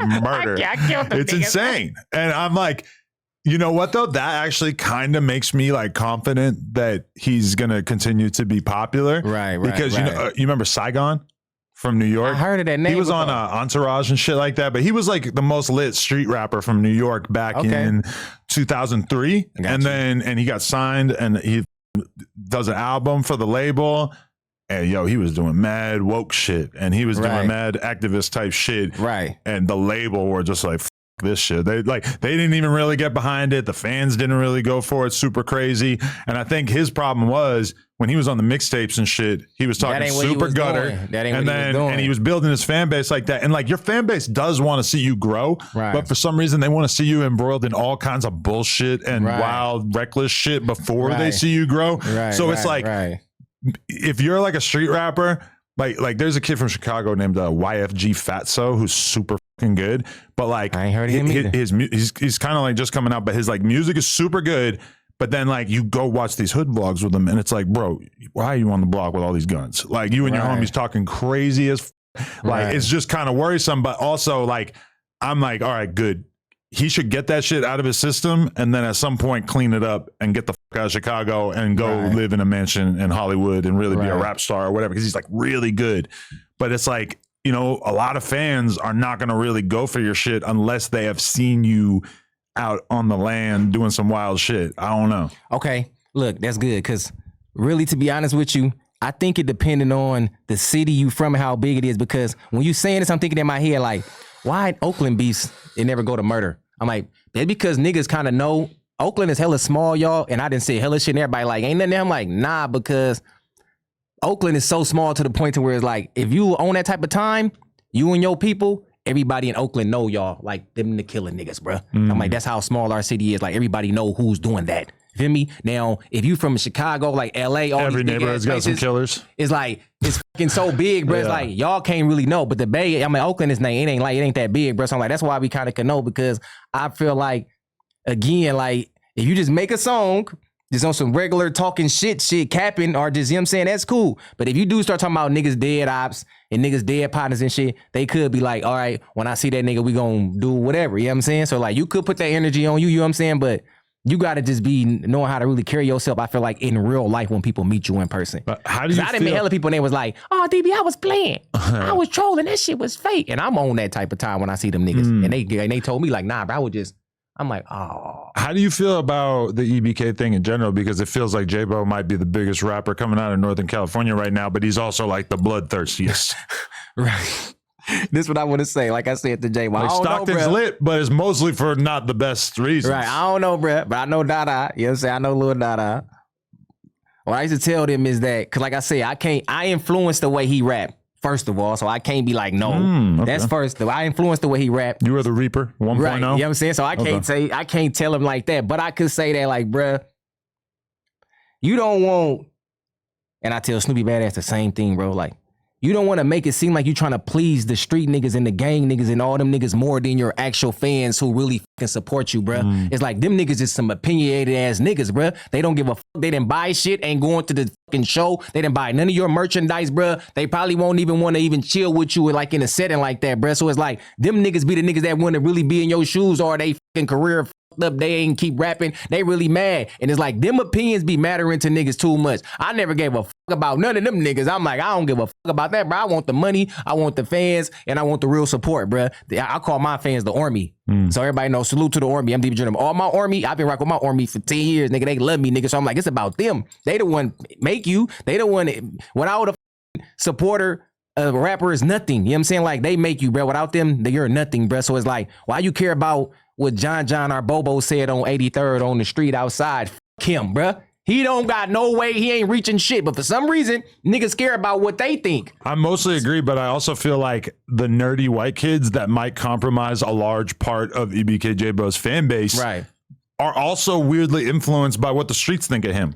Like, if the streets turned against him and were like, nah, he's a goofy, we don't respect him anymore, somehow that's going to trickle down to the 18-year-old white kid playing Call of Duty listening to him. Like, at some point, they're going to figure that out too, and they're going to be like, nah, we don't like him anymore. So it's like, it's tough, because you kind of do need to appease that image, right, that you already need to uphold it. Yeah. Right, he can't go off that image, you know what I'm saying? Bruh, like I said, it got to be more about his music than, like you said, just what's going on with him. That's kind of like keeping him right there. At some point in time, he's going to have, he's still like a super young artist, or really early on in his career, but at some point in time, he's going to have to kind of turn the corner. He going to have to. He going to have to. I hope he do, bro. I hope he get it. If he can get it to that point, then it's going to be dope as for sure. Right. I hope he do, bro, because I ain't going to lie. You ain't lying. Stockton turned the fuck up. Shout out all my Stockton niggas. I know y'all out there on y'all real gang shit. Shout out all my Sac niggas out there. Cause Sacramento, people don't know, Sacramento and Stockton is the valley. That's not the Bay. Right. You know what I'm saying? It's like an hour or 2.5 away from the Bay. You know what I'm saying? So it's like, them are cousins. You know what I'm saying? Sacramento and Stockton is like a Bay Area cousin. We love them. It's the same shit. Hella people migrated from the Bay to Sac and to Stockton. But like I said, since they fall under Crip and Blood politics, that's how people know the difference. Right. That's how everybody know, like, nah, they not the Bay. Because if you from the Bay, you ain't gonna be a Crip or a Blood. But once you get to Sacramento, you get to Stockton, yeah, now you on Crip and Blood shit. You feel me? So that's why I tell people, like, again, LA, in the Bay, y'all, we need to come together. All my keyways, all my damus, y'all niggas know what the I'm saying, bruh. So it's like, I don't know why we don't do that more. You know what I'm saying? I want the Bay and LA to come together and Cali make Cali one. That's my mission. I mean, if you really look at somebody like Mozzy, it is pretty impressive how his style has migrated and developed from, you know, it's like he still sounds dope as he still sounds cool, but he's not saying he's not outwardly like dissing people in a way that the average fan can understand and shit. He's been able to do that transition in a way that a lot of rappers are not able to pull off. I ain't gonna lie, he did it good. Like I said, to salute to bro, he progressed good. Like you said, even though people from up north know what's going on, hella people in the world don't know what's going on. So he did that shit good. He did it good. Like you said, to appease to Jaaybo, every fucking body know what the going on. Yeah, it's way too much. Right, you know what I'm saying? So I get what you're saying. Like, that's what I said, once too many people know, bruh, that's when, like, the Reaper right there, that's when you nigga about to be in the casket somewhere. So you got to watch how you playing like that, bruh. You really do, though. Because what you speak out, what your words is powerful, what you saying, that shit could come true. You feel me? So you got to know that your words is powerful, what you saying. All that shit could really happen. Some niggas don't know that. Some niggas just be talking like, I can say anything. Nigga, you spitting that shit out to the universe, nigga, that shit gonna happen. So, all right, you tell me, what is Lavish's place in Northern California hip hop at this point? Is he still as much of a factor as he was 10 years ago? Because he's not there physically at this point, Only reason why I didn't, when people, because a lot of people ask me, only reason why I can't give him all the way the credit like that is because his career came from Mozzy. Like, he came from dissing Mozzy. So if he didn't have Mozzy to go at, he won't have shit. You feel me? So it's like, I think he was one of them rappers that seen, like you said, he seen the opportunity, he seen the op, and he did his thing. But even though I do know, because I've been watching hip hop for music in the Bay, he was rapping, he been doing his thing. But at the same time, it's like, he was more of like a comedian, like a troll, like one of them niggas before everybody else. He wasn't never serious. He used to make hella funny, jokey ass videos, like Lavish D, the first clown before hella niggas on some troll shit, before niggas even knew what that was. He been doing that shit. So he can't say shit about nobody. He the first troll nigga from back in the day. So I'm like, bro, you can't say shit about nobody. So that's why everybody always thought that he was going more in that direction. And I think he used that to jump into the rap shit. You feel me though? But he was always the nigga that was like, trying to diss niggas to get a response so it can get him to where it at. You feel me? He did it well, I guess. You know what I'm saying? So it's like, you wouldn't be where you at if you didn't have that. If Mozzy wasn't your op though, nigga, you would be, he'd have a problem. And if he didn't rap with my ass, because at this time, the Bay and Sacramento ain't really tapped. They not locked in like that. So I took the chance, like I said, and I went out there and I did a song with the nigga. And like I said, that nigga he basically backstabbed me. Basically, everybody. After I get the nigga out of jail with his weirdo ass, nigga. So I'm like, that nigga's a weirdo, bro. So I always tell people like, how that happened, bro? You got him out of jail? I'm like, yeah, I got this nigga out of jail, nigga. RP my brother Zoda Roaster, he cashed me out like 2,500, 3 bands, nigga, to basically make a tape and lie. So Lav could get out of jail. He go online. He talk hella shit about me. He threatened me. Nigga, DB, nigga, I'm a woo. Right? Yo, dumb ass, violate your parole, get his ass locked up, go back to jail again. I'm like, that nigga is stupid. Wait, you made a video to get him out? What did the video say? Wait, listen. Before so, my big brother, he basically fucking is talking to reach out to me. Like, hey, DB, we want you to make a little video, bro, make it like that was fake. You know what I'm saying? We gonna pay you so he can get this to the attorney and DA and get this nigga out of jail. You feel me though? Me being the real honorable man I am, yo. I'm real. Free the ops. Gotta free the ops. Hey, that was perfect, Adam. I had to free the ops though, y'all. Yeah. But I don't wish death in jail on no man. Yeah. So and I'm getting paid for this. That's the code. Hell yeah. You know what I'm saying? So free I took ops. that. Right. You know what I'm saying? So I took that. So I always tell people everything he doing is because of me, nigga. I could have just left that nigga in jail and let him rot out. But I didn't though. You know what I'm saying? I'm like, I ain't gonna do him like that. He got a kid and shit. I thought about his son, really. You feel me? So I'm like, I ain't gonna do that, bro. But that nigga, bro, his name came from Mozzy, so it's hard. But now I don't want to put him on the same level and none of that shit, because Mozzy the king, a sack. Fuck what all them niggas talking about. Period, nigga. Mozzy already did too much shit you niggas will never do. So he's just the other nigga on the opposite side, kind of like me and Phil in Oakland. Same shit.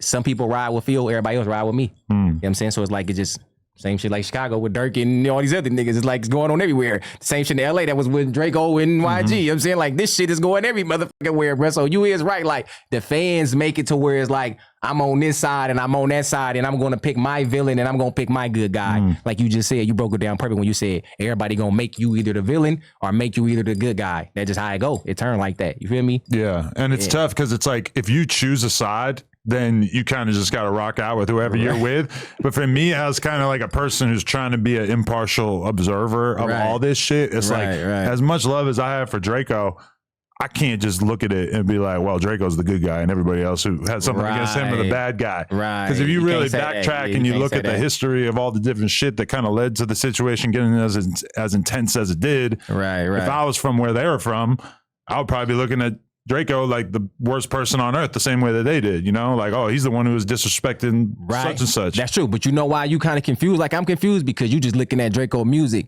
Yeah. So that's why, and to me, Draco's music's so good. Boom. He's the good guy. He's got to be the good guy. Yeah, I'm trying to say. So I'm like, that part right there be like, why the nigga with the better rap though? You know what I'm saying? They do that like that. He got to be like that. So I'm like, because like I said, I didn't know how big he was until my nigga set me down and showed me like 6 niggas, bruh, who had a name, popping, doing millions of fucking views, rapping like Draco. Feel me? Dead on him. I'm like, God damn, bruh. So he was influential as in the Bay, y'all, up north. They love that nigga. He a god in the up in the Bay. He a god in YG ass too. YG damn near from Oakland. I don't give a fuck when nobody say Oakland, put YG on. You feel me? So I'm like, It's a lot of people that come to Bay and know like y'all got a flavor, y'all got a sound, y'all got all this shit dope going on, but y'all don't really have that many resources and that many big dogs to take this to the world. So we gonna just come here and get the information and get the game and sky out. That's what the Bay been like for years. When you go there and get the game, you go there and learn some shit and be like, I'm gone. When you see YG and them up there doing videos with Mozzy in the hood and shit, that makes you happy for the city? Hell yeah, I'm Juice. Hell yeah, because YG been fucking with the Bay for hella long. Some people just don't know YG done been with real Oakland niggas, y'all, for hella long. So YG from Oakland, he know what the fuck I'm saying. Nigga, you from Oakland, bro. On my mama, he know that's his second home. So it's like, and I did a tape with him. I sued that nigga. I got a tape with YG. So I been fucking with them. I been rocking with them. I been on that side. I got a song with Nipsey too. I did through my bro Blanco. You feel me though? Like I said, in glasses. So I got hella LA link with me that I been trying to just do this, y'all. You know what I'm saying? Trying to bring LA and the Bay together. This gotta happen. That's why I'm gonna keep on saying that, y'all. Cause I promise y'all, I'm telling y'all, when that happen, it's over for the South. It's over for New York. It's over for all them. Cause what people don't understand is that, bro, LA, Oakland, Chicago, kind of the Midwest, and back down, all them people was trying to be like Black Panthers. So that's why when I meet people and I say, I'm from Oakland, bro, I'm a Black Panther baby, they always treat me different, older cats, because they know the knowledge and the dialogue they got, it came from everybody that was trying to be like Black Panthers. So that's why hella gang members just come out of that. Jeff Ford and all them, GDs, the BDs, the Crips, the Bloods, they in the pen with my OG niggas, you know what I'm saying? So that's everybody. It's all these brothers, I don't want to call them niggas, y'all. All these brothers, all these kings is basically thinking on the same way on how the we gonna control our community. We like the first breeze of that, of people that coming after the Black Panthers. All these niggas trying to control our community. So that's why I always be like, I gotta speak for LA, gotta always hold it down for Chicago, gotta always hold it down for Detroit, and gotta always hold it down for Oakland. I call it the LA OCD. The LA OCD is LA, Oakland, Chicago, Detroit. Okay. You feel me? So everybody know, like, yeah, I'm saying. So I like, that's why I'm pushing for we all the Black Panther babies. Basically, we all the Black Panther babies. You feel me? So I'm like, everybody just kind of lost sight of we supposed to be protecting the community, y'all, and looking after the community, y'all, and now we on some other shit. Yeah. Everybody got lost on that part. I don't know how. Yeah, that's a big topic. You know what I'm saying? Yeah. I don't know how, bro. Okay, this is my last big question.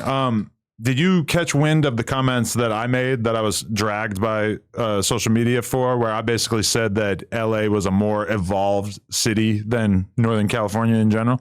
I think I seen that.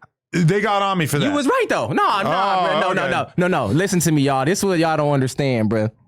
LA is a place to where it's like, even though y'all made it like the check-in, everybody like, you know, you should check in when you go to LA. That's not a bad thing. I'm telling everybody, like, you should fucking know somebody somewhere else where you going. I don't know why everybody look at that in a bad way. Like, oh, you checked in, bro. You checked in. Yeah, you better motherfucking check in, nigga. Your ass want to make it back home, nigga. So that's not fucking stupid, bro. You should fucking call somebody where you fucking go. So I'm like, LA is the only place to where you could come to, bro, and tap in with somebody. And just from whoever that person you tapping into, your fucking life could change like that. That's not going to happen in the Bay, bro. You know what I'm saying? Like, salute to my bro, Angus Cloud. Angus Cloud is my brother. I got his DM and shit. I supposed to do the song with him and all this shit. Really? So RP my bro Angus Cloud. He told me he got in Euphoria walking down the street. Really? I got the DM. Wow. You hear me? That's what he said, bro. I'm like, how did you get in Euphoria? Out here? In LA, he said, walking down Sunset Boulevard. Wow. I'm like, are you serious, bro? He said, they just picked me. He had the look. You know what I'm saying? White boy with the shit. You know what I'm saying? You know what I'm saying? So RP Angus, y'all. That's the boy, y'all. On my mama, that's brother. That's crazy. That reminds me, that's how I knew that I was not the best looking guy. Because when I moved, he got a crazy ass look. When I moved to New York, I had a homie that I was like living with, and he was probably 6'6", light skinned black dude. Right. He'd have people coming up to him asking him to be a model all the time. Nobody ever asked me. I never got asked. He was getting asked, like, I swear, like once a week, somebody would come up to him like, "Yo, you should be a model." For real? Nobody ever asked me. I was like, damn, I don't know. Probably not a lot I could do. I didn't get it. They just pick my ass up. They picked my ass up walking down the block. That's sick. That was the crazy thing about Angus Cloud. You could just tell that he was like a real NorCal baby. Man, I love bro. RP, bro, y'all. He couldn't take it, but I had something to do with his father. Everybody say his father was his best friend. So after his father, and that's why he started. That's what did it. Coping with the drugs afterwards. That's what did it. Like his dad. I'm like, okay, bro, I understand, because that's kind of like a black story. I mean, I understand. So he went out the way that most of the rappers that we lost in the past few years went out. You know, right. That's crazy. Right. RIP you, Angus. Sad bro. shit. But yeah, all right, man. Hey, it was great having a conversation. I already knew this was gonna be a good one. You good on camera. I like it. You gotta definitely talk. We should definitely try some more shit. I can't wait to see what people say about this. I already know, bro. So everybody been telling me like, DB, this gonna be your one. Cause my personality, how I talk, bro, hella people just ain't never seen it. Yeah. And hella people don't know hella shit that my name connected to. Cause when I meet people in person, I just be humble and I don't say nothing. But everybody who know who I am know like, nah, that nigga a big dog, bro. He did hella shit you just don't know about. And I come off kind of young. So some people think I'm a kid. How old are you? 35? I'm 38. You know what I'm saying? So I come off as a kid. Last time I was on here, I said I was 30. And everybody said, why you say that? I'm like, because I feel like Brick Baby was sizing me up. Oh, like how he was. That's what I thought. You know what I'm saying? But bruh, cool. Like I said, shout out to Brick Baby too. Bruh, cool. Oh, my mama. I fuck with bruh. You feel me? That's what I thought though. Cause he asked me about the Ghost Town shit. He got family from Ghost Town. I'm like, okay.